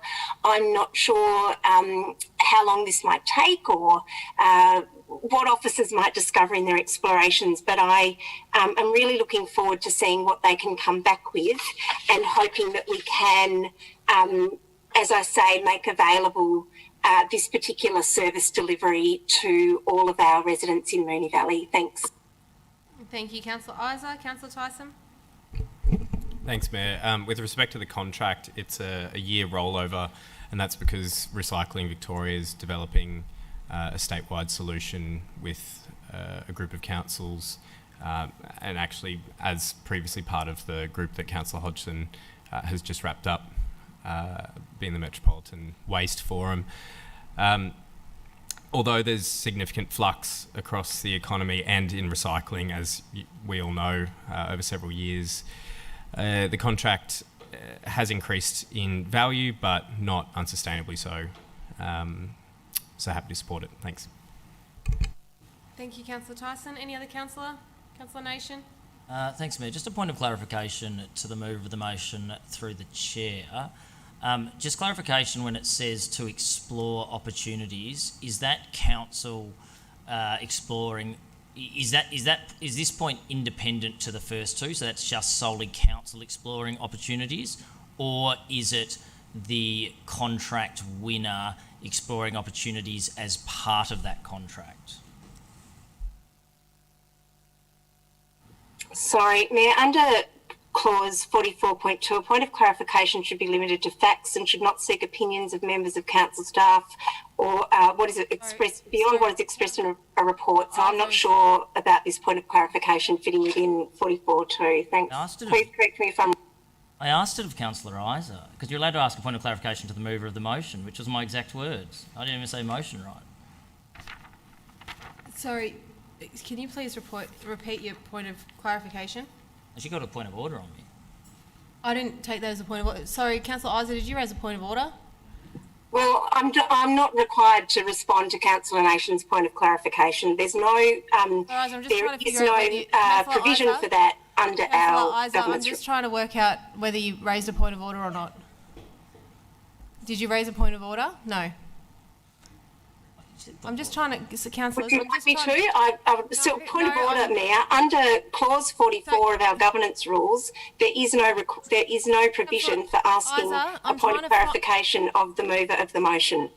Councillor Sypek, that's enough. I'm trying to work really hard with people on Zoom at the moment. I'm still trying to figure out whether you're raising a point of order, Councillor Isa. Yes, I just did, Mayor. Yes? Sorry, can you please say it again? Mayor, under clause 44 of our governance rules, there is no provision to ask a councillor a point of clarification. So I'm saying that Councillor Nation's point of clarification is not in order.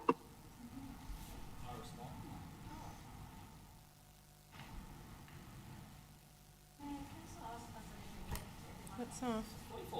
That's enough.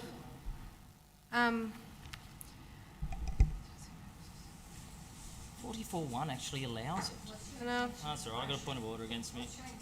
The councillor may or the councillor. That's enough, councillors. I'll adjourn the meeting if I need to. Raise a point of clarification with the chair in order.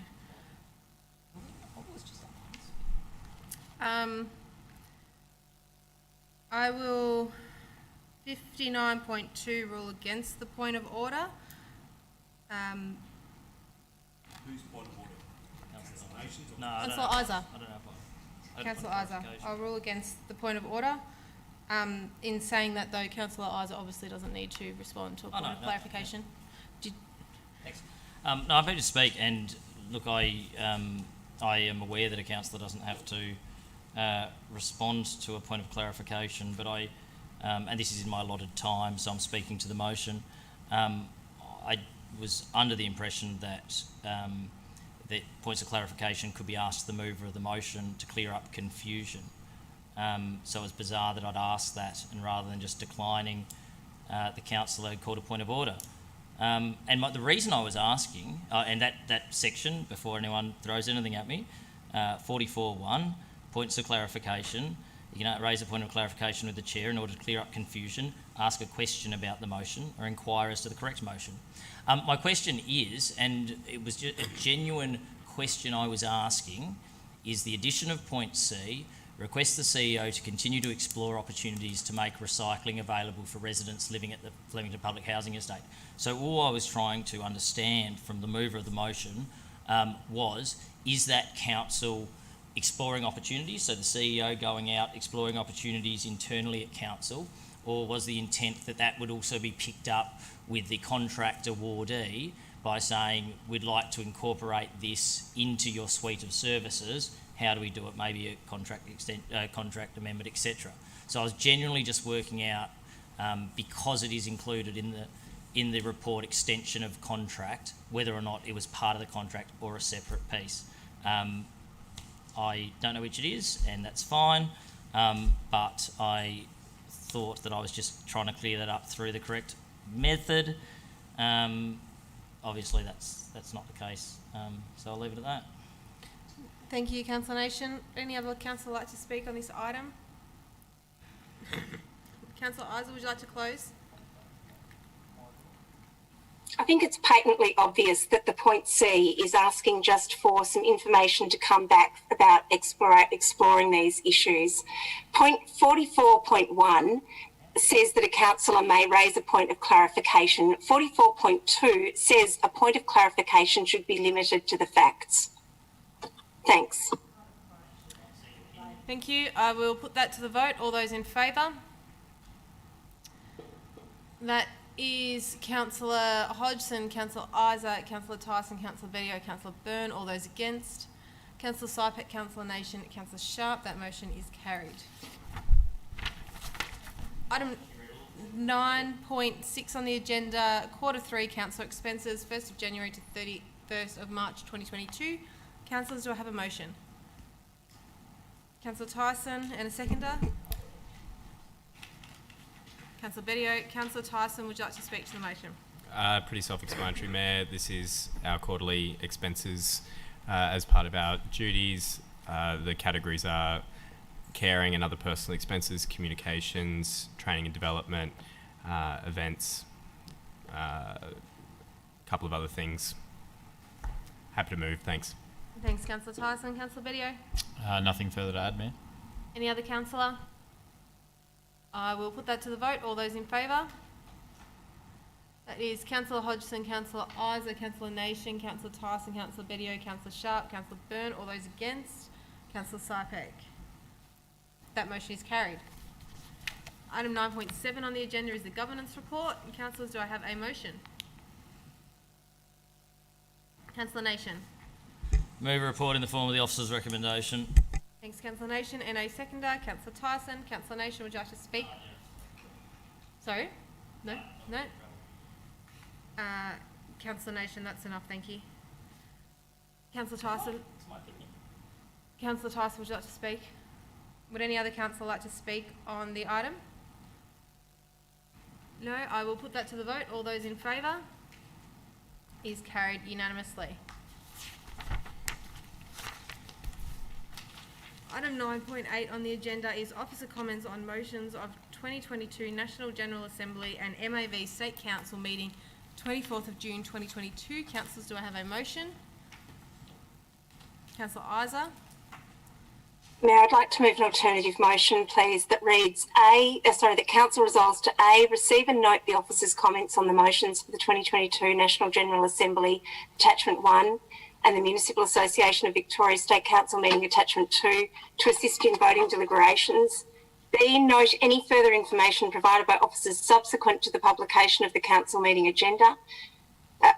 C, use the information provided to inform voting at the 2022 National General Assembly and the Municipal Association of Victoria State Council. D, support ALGA Motion 105, calling on the Australian Government to recognise the frontier wars which occurred between First Nations people and British forces. E, support the recommended changes to the MAV rules numbers 1, 2, 4, 5, 7, 8 and 10. F, appoint the Mayor or Delegate Councillor of the Mayor to represent Council at the MAV State Council should both the MAV representative and substitute representative be unavailable for the State Council. Thank you, Councillor Isa. Do I have a seconder for that motion? Thank you, Mayor. ALGA is on next week. It's a big conference where councillors from all across Australia meet and hear various different from various different speakers, but also vote on motions that have been proposed by different councils. The MAV, the Municipal Association of Victoria, has its State Council meeting next Friday, and similarly there are a range of motions that are brought to that particular conference that representatives are asked to vote on. The officers have done some amazing work, and I can't thank them enough for putting together some information about Council's position on close to 200 different motions across both of these conferences. The idea of this report is not to necessarily bind councillors to those particular positions, but to use the information to inform the voting at both of those events. The only exception to that, and there are just 2 points I've included, but I'm equally happy to remove these if it becomes controversial. It's not a big issue from my perspective in terms of the way we do this. It's just, I guess, an opportunity to secure or to be clarify rather than secure, clarify Council's position on various things. But if it's too complicated, we can find some other ways. Point D is around clarifying Council's position on a particular motion, and the only reason I've raised this is because Uncle Bill Nicholson spoke about this at our Anzac Day service, and given that our stakeholders have a very clear view on this, I felt it was perhaps appropriate for us to recognise that. And the other point is around the MAV rules. Officers haven't provided information about the MAV rule changes because they've appropriately left this to councillors, and so I'm just seeking some clarification there on Council's position on various rule changes. But equally, if councillors would prefer not to vote on that tonight, we can find another way of consulting on that and making sure that representation can be accurate. Thanks. Thank you, Councillor Isa. Councillor Hodgson. Thanks, Mayor, and thank you, Councillor Isa, for putting together this alternative. I just want to reiterate my thanks to the officers who did some very quick work, I think, over the weekend to provide us with this information and responses. It's really valuable, so thank you. And the two documents, that both the National General Assembly and the MAV State Council documents, have a really wide range of motions coming. It gives a little bit of a snapshot of all of the issues that are facing local government around the state. It's an interesting read for anyone out there in the community who's interested in some of the issues that we face, but happy to support this in its current form. Thanks. Thank you, Councillor Hodgson. Any other councillor? Councillor Isa, would you like to close? Sorry. No, it's fine. Thank you, Mayor. Thank you. I will put that to the vote. All those in favour? That is Councillor Hodgson, Councillor Isa, Councillor Tyson, Councillor Byrne. All those against? Councillor Sypek, Councillor Nation, Councillor Bedio, Councillor Sharp. That motion is carried on the casting vote of the Mayor. Item 10 on the agenda is notices of motion. And councillors, the next item, and I've got 4 listed on tonight's agenda. So I will call on Councillor Isa to present her notice of motion titled National Reconciliation Week.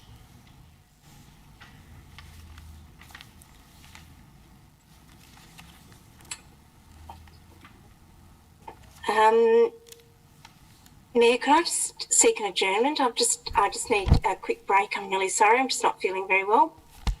That's 5 minutes. Is that all right, Councillor Isa? Yep. Councillors will resume at 8:06.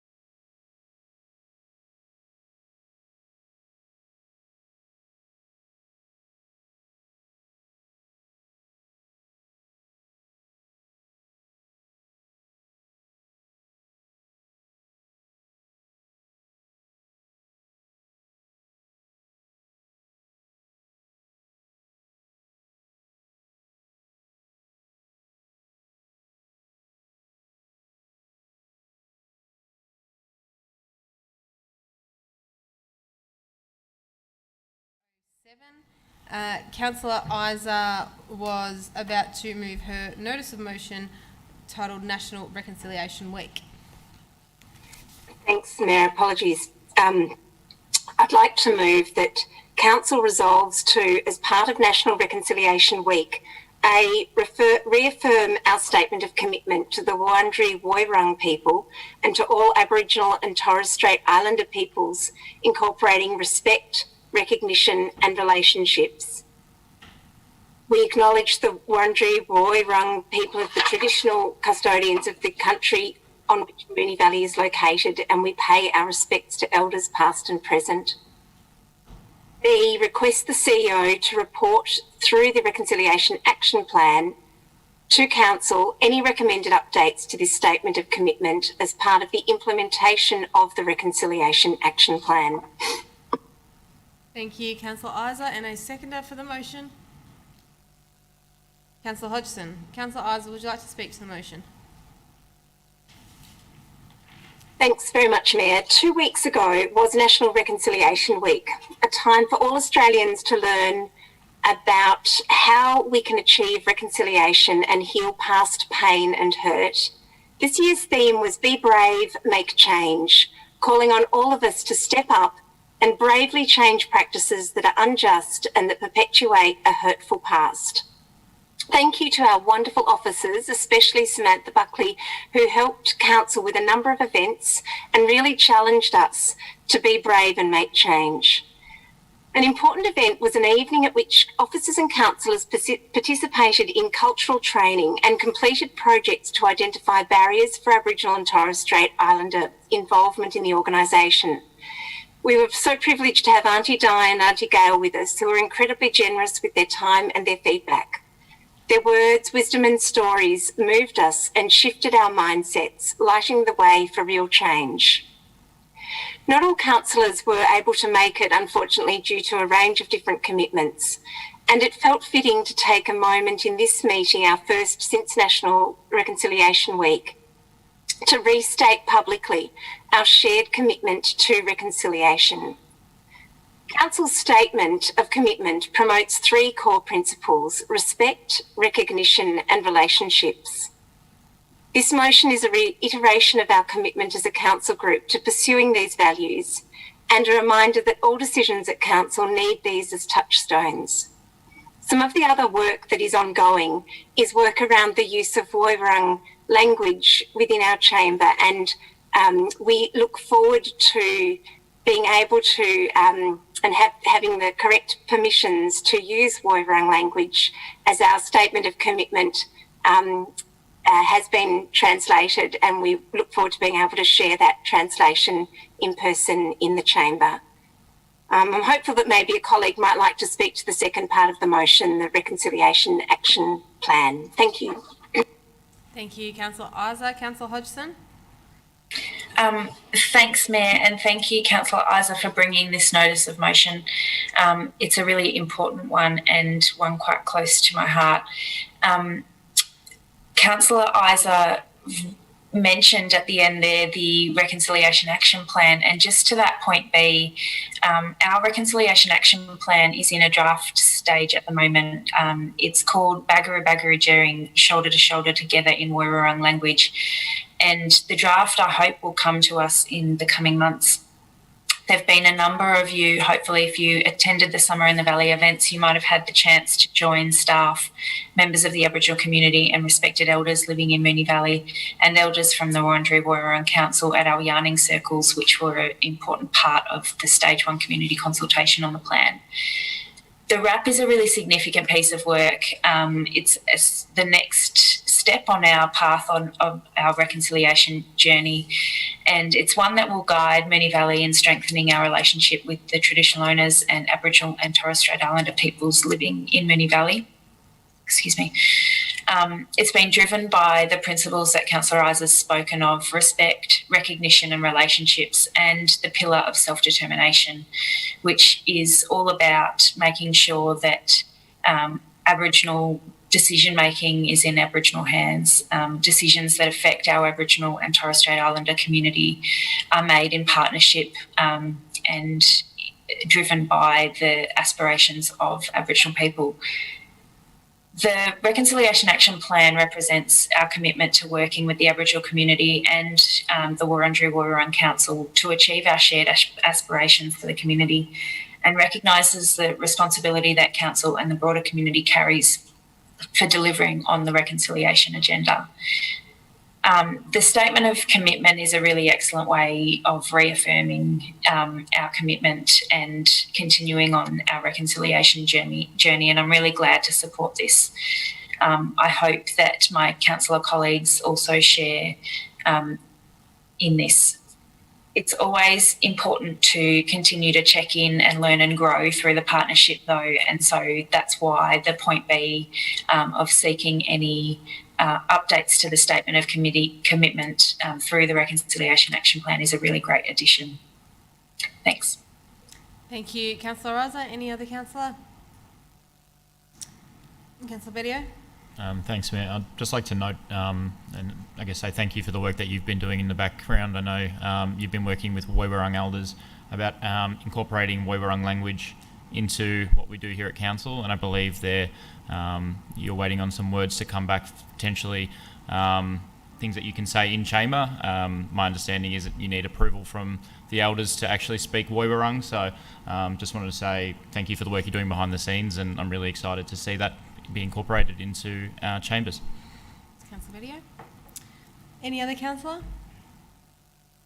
Councillor Isa, would you like to close? I guess I need to thank councillors for their comments, and again to reiterate how important this is to Council, and really look forward to the Reconciliation Action Plan coming to us so that we can make that commitment come to life in other ways as well. Thank you. Thank you, Councillor Isa. I will put that to the vote. All those in favour? That is carried unanimously. Item 10.2 on the agenda, I call on Councillor Hodgson to present her notice of motion titled Future Plans for Queen's Park Pool. Thank you, Mayor. I'd like to move that Council resolves to request the CEO to provide a report to Council on the future of the Queen's Park swimming pool before the next summer season opening of the pool, detailing A, any actions implemented or options explored from the Aquatic Leisure Centre Plan 2014 to 2023 and the 2013 Queen's Park Swimming Pool Feasibility Study. B, any planned upgrades to the Queen's Park pool as part of the long-term capital works plan or asset plan. C, assessment of the opportunities to increase the operation hours and dates for the Queen's Park pool in line with Notice of Motion 2019/105, and noting the significant population growth in Moonee ponds in recent years and further increased population density projected in coming years. D, options and costings for upgrading the Queen's Park pool infrastructure, including improvements to the change rooms and other activity rooms and heating of the pool. And E, investigation of the funding streams available for investment in upgrades to the Queen's Park pool, including but not limited to grant opportunities and development contribution schemes. Thank you, Councillor Hodgson, and I'll note that Councillor Nation declared a conflict on this item earlier and has left the chamber. That is moved. Is there a seconder for that motion? Councillor Tyson. Councillor Hodgson, would you like to speak to the item? Thank you, Mayor. I've brought this notice of motion tonight to try and get us started on some thinking about what our plans are for the future of the much-loved asset, the Queen's Park pool. Every year in our budget process, we see a small amount in the budget allocated to the maintenance of some of our assets. And for a number of years now, the Queen's Park pool has received just enough money to keep it operating with, little updates to the change room and various maintenance and repairs. Anecdotally, we know that the pool is facing some challenges though, because it has very ageing facilities and a rather chilly average temperature despite only being open during the summer months. In looking into this a little bit more, though, through the budget process, I found I'm not the only one to think that we need to have a plan for the future of this pool. So there was a notice of motion from 2019 which asked for an assessment of opportunities to increase the hours of operation and dates for the pool, noting the council's neighbourhood planning and the significant growth forecast in Moonee Ponds. There's also an Aquatic Leisure Centre Plan 2014 to 23, so noting it expires next year, which in turn refers to a 2013 Queen's Park Swimming Pool feasibility study. Under the recommendations for the Queen's Park Swimming Pool, it notes that the change room improvements are a high priority and the pool itself is nearing the end of its serviceable life. So there was a concern at the time of preparing that plan in 2014 that the concrete shell of the pool had potentially 5 or 10 years left in its 50-year lifespan.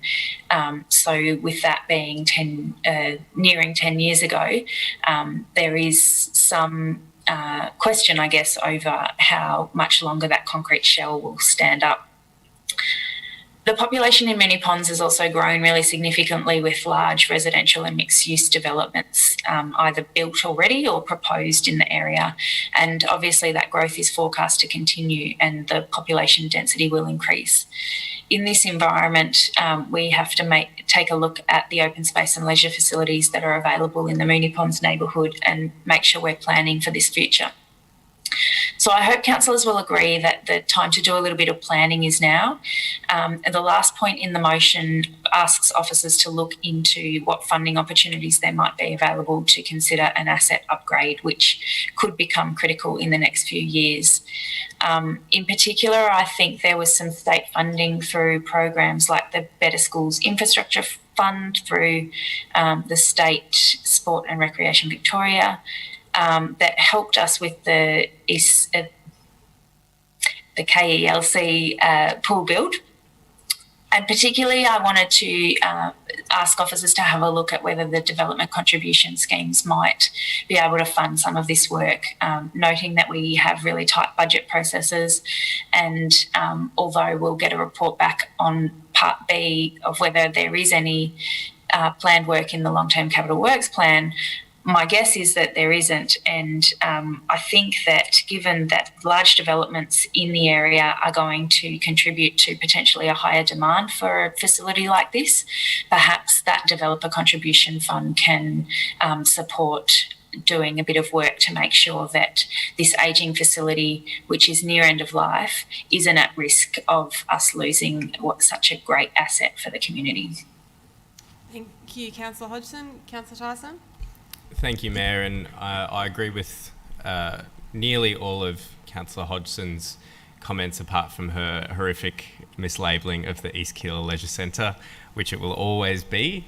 I know that throughout the debate over the last few weeks, speaking about the East Keilor Leisure Centre's heating of the pool, a lot of residents who contacted me also raised Queen's Park, and I think it does makes sense to look at that. It is probably the most dilapidated pool in our municipality, at least owned by council, and I'm more than happy to support this notice of motion. Thanks. Thank you, Councillor Tyson. Any other councillor? Councillor Hodgson, would you like to close? Sorry, I didn't see Councillor Isa's hand go up. Councillor Isa? Thanks, Mayor. I'll be quick. Just to thank Councillor Hodgson for bringing this. As a Moonee councillor, the issue of Queen's Park is raised with Moonee councillors often. It's a much loved outdoor pool, but its limitations in its ageing infrastructure are very noticed by people who use it. And I was really interested to read the report that was a decade ago that really did say the outdoor pool, so the 50-metre pool would need some attention, if not full replacement. And a decade later, we haven't done that. And understandably, there are some financial pressures that make that very difficult, but there are also some financial opportunities, as Councillor Hodgson mentioned that we perhaps need to be more ready and agile to move towards should those opportunities really be able to present themselves. And I look forward to what work we can do towards restoring the quality of the Queen's Park pool for all of those who make such use of it and really do value its public pool place in our municipality. Thanks. Thanks, Councillor Isa. Any other councillor? Councillor Hodgson, you can now close. No, thanks, Mayor. I will put that to the vote. All those in favour? Is Councillor Hodgson, Councillor Isa, Councillor Tyson, Councillor Bedio, Councillor Sharp, Councillor Byrne. All those against? Councillor Sypek. That motion is carried.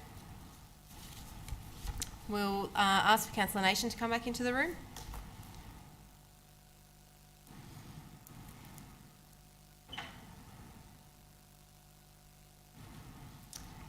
For those who are watching on home, we just did 10.2 in regards to Queen's Park Pool, and earlier on in the meeting, Councillor Nation declared a conflict of interest, so he stepped out of the room. So we're just going to go and get him now, so that when we move to item 10.3, we have our we have everyone back in the chamber who is required to be back in the chamber. Whilst we're waiting for that to happen, I will note that the Keilor East Leisure Centre, Kelsey, the outdoor pool is open over winter, so check it out online, and it's heated and being fairly well used in limited hours. Now, excuse me. Now we have everyone back in the chamber, and I will now call on Councillor Nation to present his notice of motion titled Immediate Maintenance and Improvements to the Tullamarine and Calder Freeways and Adjoining Land. Thanks, Mayor. Just give me one moment to connect.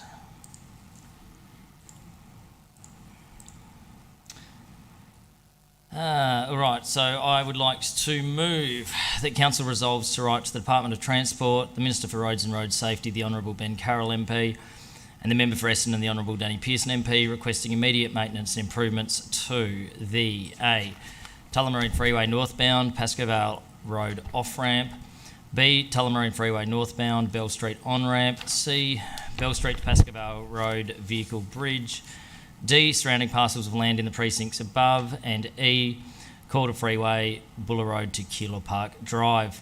The immediate maintenance and improvements are not limited to rubbish collection, mowing, vegetation management, fixing of safety barriers, removal of excess asphalt from previous off-on ramps that are no longer in use, signage and line marking. Thank you, Councillor Nation. And a seconder? Councillor Sharp. Councillor Nation, would you like to speak to the motion? Thanks, Mayor. So, look, I've tried to include as much detail as possible in there. So, the motion, in a sense, speaks for itself. I guess one of the things that the Buckley Ward councillors surprisingly get a number of emails about is the state of the land in that precinct that's just north of Strathmore Secondary College. Now, some of it is obviously within our city, some of it's potentially within the city of Moreland, some of it might be Freeway Reserve, but whoever's responsibility it is, no one's looking after it. One of the real safety issues at the moment is on the loop from Bell Street to Pascoe Vale Road. There's a big screen fence which protects the footpath where all the Strathmore Secondary College kids walk to school. That's been hit. There's probably about a 30-metre stretch where there's no fence. The old fence is just lying down there, and it's been like that for, since I lodged the motion and through to today. There's also where they created a new on-ramp but just left the old one there. There's just an asphalt area which is fenced off that is just rubbish all over it. There's continuous requests that we get for weeding, for maintenance. It's really it's gone beyond above being an eyesore, and it's actually there are some safety issues, particularly with the rubbish on the freeway, but also for pedestrian movements. We've tried internally and through a number of council liaison requests through I think all the Buckley Ward councillors, we've tried to get some sort of an outcome where there'll be regular maintenance, rubbish cleaning, mowing, and that has sort of fallen on deaf ears. Once or twice it might happen, and that's it. We also obviously had Mr Bruce Ivey, who spoke at our public forum, that was concerned about some of the maintenance in that quarter freeway strip. And so I did include that. Obviously Bruce has emailed us and presented to us, and there still hasn't been much improvement on that quarter freeway stretch. So I included that just to hopefully give this any communication that the CEO or relevant officer has with the parties mentioned in the motion, just a little bit of extra weight that it has come through chambers. Obviously the initial requests weren't successful, and we would like to see just a plan to fix what's there, but also make sure that in 12 months' time I'm not bringing another motion through the chambers. I would note that there is something that is within Council's responsibility that I would love to see done, and that is when you get off the Tullamarine Freeway northbound at Pascoe Vale Road, or if you come over the bridge from Bell Street to Pascoe Vale Road, there's a big Moonee Valley sign there, a big yellow Moonee Valley sign, and it says farewell from Moonee Valley. But you're actually driving into Moonee Valley. And then on the other side, it says welcome to Moonee Valley, which hopefully you wouldn't see if you were leaving because you'd be driving the wrong way on an off-ramp. But that's just to highlight that there are things in that area that we're also not doing well, so it's not all on the relevant department. But I just would love to see that area get some TLC, and hopefully this motion is a way of kick-starting that and getting some outcomes. Thanks, Mayor. Thank you, Councillor Nation. Councillor Sharp. Thank you, Mayor. Yep, certainly happy to support Councillor Nation with this notice of motion, and would certainly concur that we do get a large volume of requests from various residents about issues pertaining to these locations mentioned in this notice of motion. So well done on the initiative to try and get this fixed once and for all, because we have asked for a through Council Liaison a number of times, so hopefully some movement can actually happen through this notice of motion, so thank you. Thank you, Councillor Sharp. Any other councillor? Councillor Nation, would you like to close? I'll put that to the vote. All those in favour? Is carried unanimously. Item 10.4, I call on Councillor Nation to present your second notice of motion entitled Parking Issues in the Strathnava Reserve Precinct. Thank you, Mayor, and bear with me while I read this. As per the last one, I try to get as much detail in as possible. So I'd like to move the Council, following feedback received during a community meeting for a planning application in Strathnava Avenue, Strathmore, request a report back to Council by the 11th of October 2022 regarding parking issues around Strathnava Reserve, Strathmore, including a review of current parking spaces and availability in the Strathnava Reserve Precinct, B, any relevant parking restrictions in the Strathnava Reserve Precinct, C, parking enforcement action undertaken over the past 24 months, D, any improvements made in the past 24 months to alleviate parking issues, E, any further improvements that could be made to current on-street parking arrangements to alleviate parking issues in the precinct, particularly on weekends when sport is played at Strathnava Reserve. F, any improvements that could be made to the existing Strathnava Reserve car park to enable more parking and or better traffic flow. G, further information regarding Council's decision to remove the Upper Strathnava car park from Moonee Valley City Council's long-term capital works plan made via notice of motion on the 25th of August 2020. In particular, whether a notice of motion was the proper process to delete a planned project from the long-term capital works plan, and if any community consultation was undertaken as part of the process. H, a proposal on how Council could utilise the vacant land alongside Strathnava Reserve, being part of the site of the formerly proposed upper car park at Strathnava Reserve, in brackets, council-owned land opposite 165 to 177 Mascoma Street, Strathmore, to provide at-grade parking options to alleviate parking issues around Strathnava Reserve, Strathmore, and I, include potential capital investment options so that these can be considered in the annual budget process by Council. Thank you, Councillor Nation. A seconder?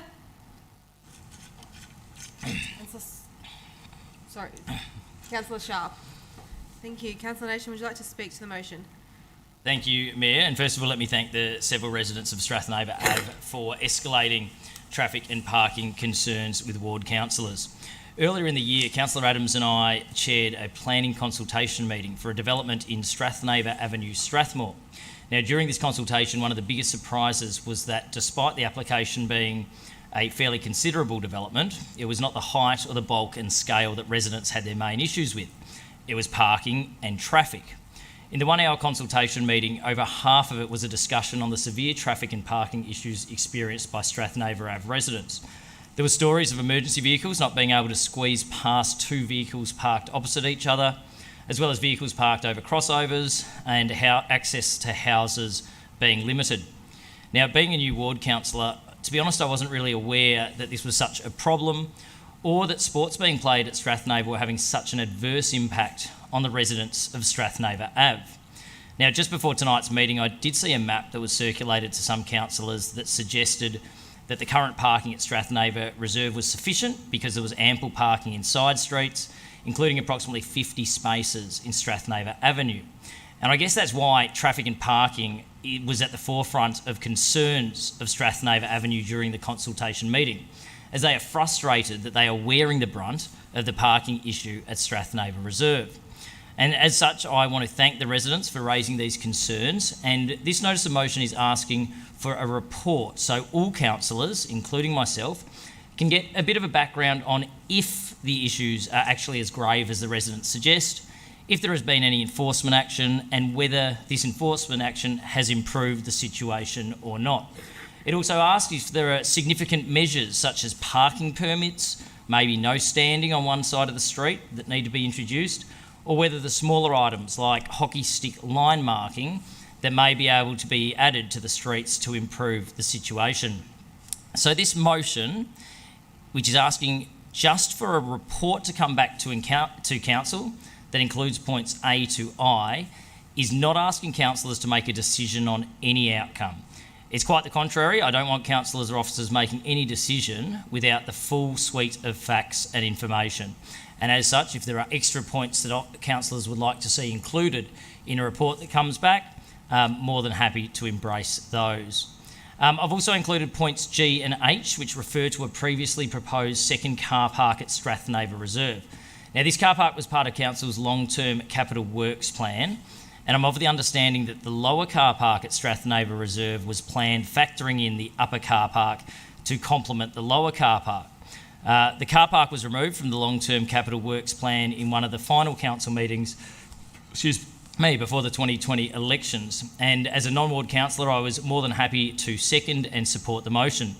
I did have not really a grasp on the extent of problems residents in surrounding streets were facing. To be honest, I wasn't really aware that the demand for parking extended beyond what was provided in the lower car park, and only started to realise as we got emails during the start of this term. As such, point G is just asking for information about this decision. It's not a review of it, particularly given our turnover of councillors post-October 2020 has been over 50%. I also think there was a public question tonight asking a very similar question as to if it's possible to remove a project from the long-term capital works plan, and so I'm wanting to find a similar answer. Point H asks to look at some bigger scale options that may or not complement other ideas officers may suggest as part of the report. The idea is we need all the information and all possible solutions presented in the report that comes back to council to ensure we make the best possible and most informed decision. Maybe the actual zoning of the land doesn't allow it. Maybe the impact on the natural environment that backs onto the creek would be too great. Maybe the slope is too steep. Maybe the site doesn't work with the current car park. Maybe recent plantings on the site would no longer allow any parking. Maybe the residents would rather cars park in side streets anyway. These are all questions that at no stage council officers have done the work to get the answers for, and answers that will hopefully be sought through this report when it comes back to council.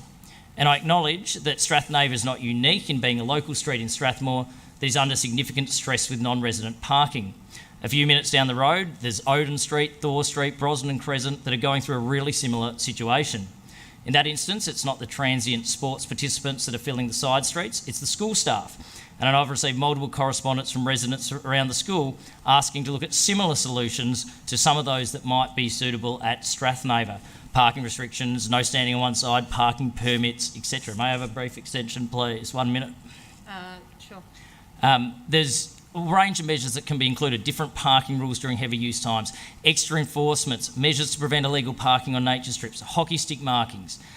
There's been some suggestion as well for the school to build a new car park, possibly on the parcel of land that we recently sold to them, maybe not. But again, a car park at the school may alleviate parking problems. So potentially, if this notice of motion gets to the report stage, we might be able to look at the broader precinct in its entirety to work out where the points of parking stress are in the broader Strathmore area, possibly near Lebanon Street Reserve as well and Boeing Reserve, where there's an issue with people parking on public open space, and how council can implement solutions that improve the residential amenity of all residents while not completely preventing either sport from being played or, in the other example, preventing our hard-working teachers from educating our kids. I think that is my time, so I'll leave it there, and I look forward to other points being added should councillors see fit. Thank you, Councillor Nation. Councillor Sharp. Thank you, Mayor. Certainly happy to concur with Councillor Nation. This notice of motion is asking for a report. There's a number of items listed down in the notice of motion, and I support investigating all of those and having more information presented to us via a report. It's very concise as it is, so I don't personally think we need to add any more points, but I look forward to a fully detailed report where we can make an informed decision based on the information that we receive. So thank you. Thank you, Councillor Sharp. Any other councillor? Councillor Tyson. Thanks, Mayor, and thanks, Councillor Nation, for bringing a notice of motion. I appreciate the level of detail and research that you put into the notice of motion. I think for myself, because a decision's sort of previously been made and money allocated in terms of bollards along the street to fix a particular section of it, I'm probably not supportive of points G, H and I, and through that, Mayor, I would request if we can vote on each line item separately. Sure. Councillors, unless there's any objection, I'd probably do A to F together and then separately G, H and I, unless there's any objection to doing that. Yep, okay. Thanks, Councillor Tyson. Happy to. Nothing really further to add, Mayor. Thanks, Councillor Nation, for bringing a motion. Thank you, Councillor Tyson. Any other councillor? Councillor Hodgson? Thanks, Mayor, and thank you for agreeing to split the motion in voting. I think for my reasoning for having some concerns about GH and I will note A to F do seem to ask for some quite useful information that I think might be able to be used in some of the other areas within our municipality who share some of these problems. It's not unique to have problems with some of our organised sporting grounds or just, heavily used open space areas have parking issues. And I think hopefully through a report back to council, we can look into what actions like improving active transport connections around our municipality or other options to provide alternatives to driving to open space might be able to improve the situation for all of those areas. The concern that I have around Part G is partly, we were talking earlier in this meeting about making sure that all of our strategies and plans link together, and the long-term capital works plan, I believe, looking at the ways that we can influence or revisit that can be done through the integrated planning framework, I think, that was mentioned earlier today in this meeting. And for H, I think reopening this debate and re-interrogating it also has flow-on effects, because I know, as I've mentioned, that there are many areas. I can think of the boulevard along the Maribyrnong River. I know that Afton Street, parts around Buckley Park, and I'm sure there are others. There are ongoing debates for residents who have issues with parking, particularly on game days, and are trying to seek either indented parking or basically taking up what is currently green space with paved car parking, and that has a real implication for us trying to achieve our objectives of a net zero community and a net zero. Councillor Hodgson, that's 30 seconds to go. Thank you. I think I've made my point there, but I just don't want this to have a flow-on effect for us to start paving more parts of open space. So I have real concerns about revisiting that. Thank you, Councillor Hodgson. Any other councillor? Councillor Isa? Thanks, Mayor. Look, I support A to F, no problems at all. Certainly support looking into the parking issues and particularly the point around the traffic flow within the Lower Strathnaver Reserve car park, which we heard at the budget submissions last week. I won't be supporting G, H and I. And it's obviously really disappointing that 2 years after councillors unanimously supported this, just a month out from an election, this is now being brought back to the chamber. And we've all received really confused and upset emails from residents, and I share their confusion. When in 2020, when this was brought to the chamber, there was not a word spoken by any councillor in the room in support of the upper car park. There were great words spoken about open space, protection of the creek, and making sure runoff didn't impact on the creek, of planting it out, of support for the neighbours. So to bring this back 2 years later is a real slap in the face, I think, to the residents who worked so tirelessly at the time. At the time, councillors heard them and responded. Since then, since being on council, I have not heard this issue mentioned once by any ward councillor to give any explanation as to why it's now coming back to the chamber. With respect to the question asked in point G, we don't need a report to answer that question. We can ask the CEO and we can receive an answer.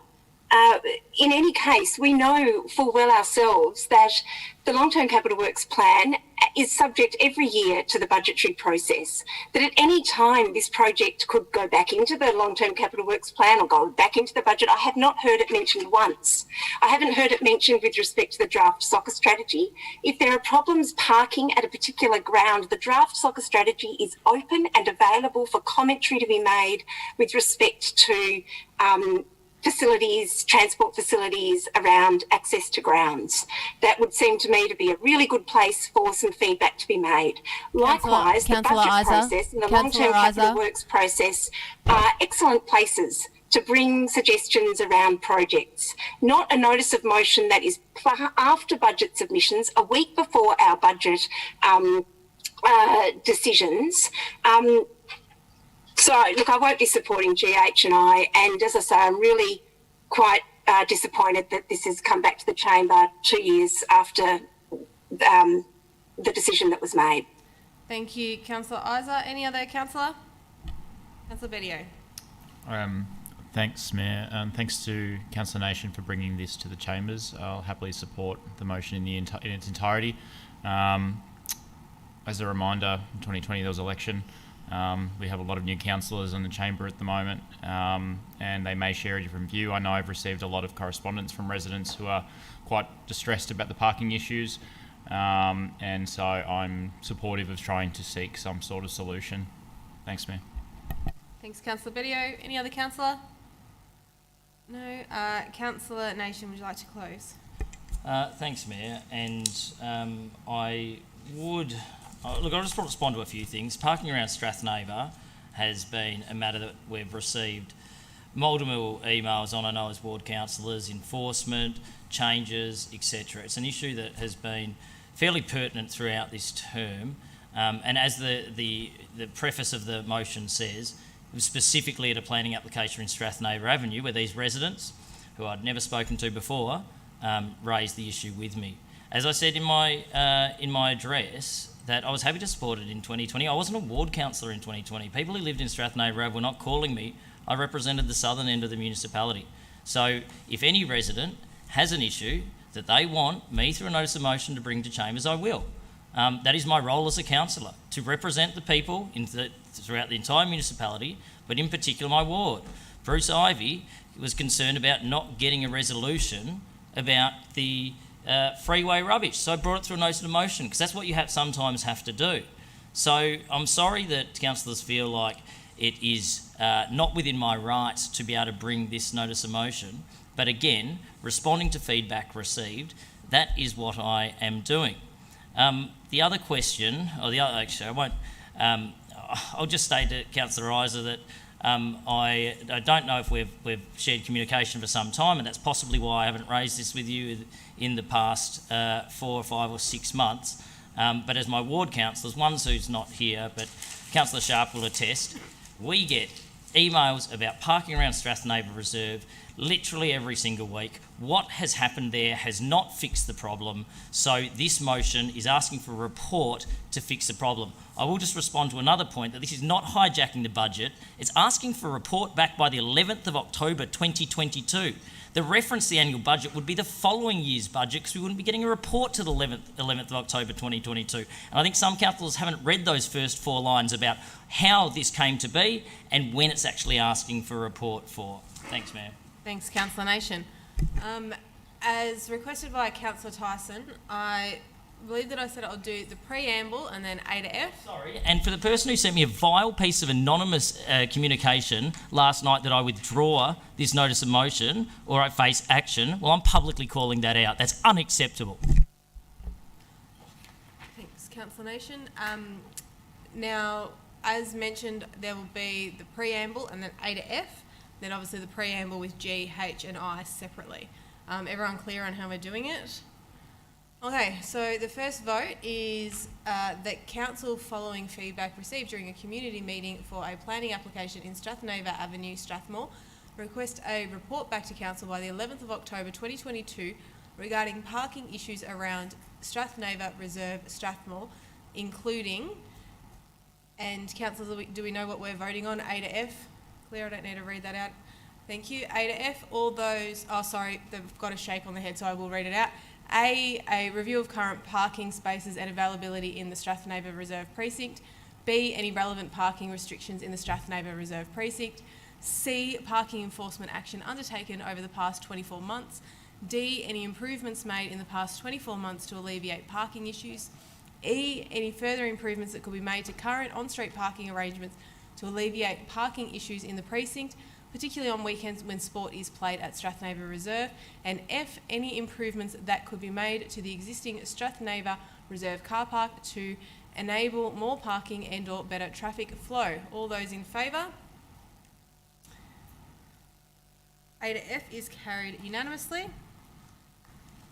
Okay, the next part that I will put to the vote will be the preamble. Do I need to read the preamble again, councillors, or are we aware of that? Okay, preamble and then G, further information regarding council's decision to remove the Upper Strathnaver car park from the Moonee Valley City Council's long-term capital works plan made via a notice of motion on the 25th of August 2020, in particular whether a notice of motion was the proper process to delete a planned project from the long-term capital works plan, and if any community consultation was undertaken as part of the process. All those in favour? That is Councillor Sypek, Councillor Nation, Councillor Bedio, Councillor Sharp, Councillor Byrne. All those against? That is Councillor Hodgson, Councillor Isa, Councillor Tyson. G is carried. I think you're doing it all together. I'm separating G, H and I. H is the preamble. Then a proposal on how council could utilise the vacant land alongside Strathnaver Reserve being part of the site of the formerly proposed upper car park at Strathnaver Reserve, council-owned land opposite 165 to 177 Muscoma Street, Strathmore, to provide at-grade parking options to alleviate parking issues around Strathnaver Reserve, Strathmore. All those in favour? That is Councillor Sypek, Councillor Nation, Councillor Bedio, Councillor Sharp. All those against? That is Councillor Hodgson, Councillor Isa, Councillor Tyson, Councillor Byrne. That motion is lost on the casting vote. Lost on the casting vote of the Mayor. And I, the preamble, and then to include at the end, include potential capital investment options so that these can be considered in the annual budget process by Council. All those in favour? That is Councillor Sypek, Councillor Nation, Councillor Bedio, Councillor Sharp, Councillor Byrne. All those against? Is Councillor Hodgson, Councillor Isa, Councillor Tyson. That part of the motion is carried. Item 11 on the agenda is urgent business. Councillors, do we have any urgent business tonight? No. In that case, we go on to item 12, which is confidential reports, and we have one listed on the agenda this evening.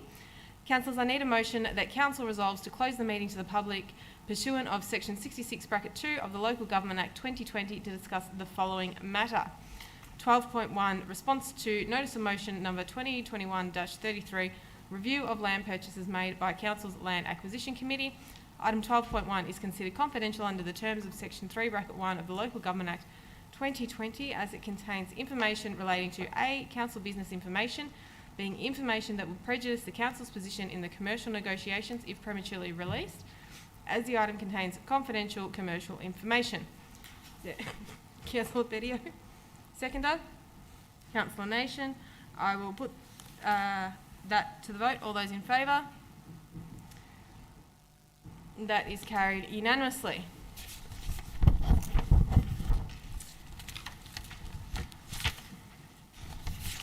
Okay. All right, so obviously as we're now going into confidential, we will say goodnight to those watching the meeting by live stream. Thanks for your interest in tonight's meeting, and we'll see you next time. Thank you very much.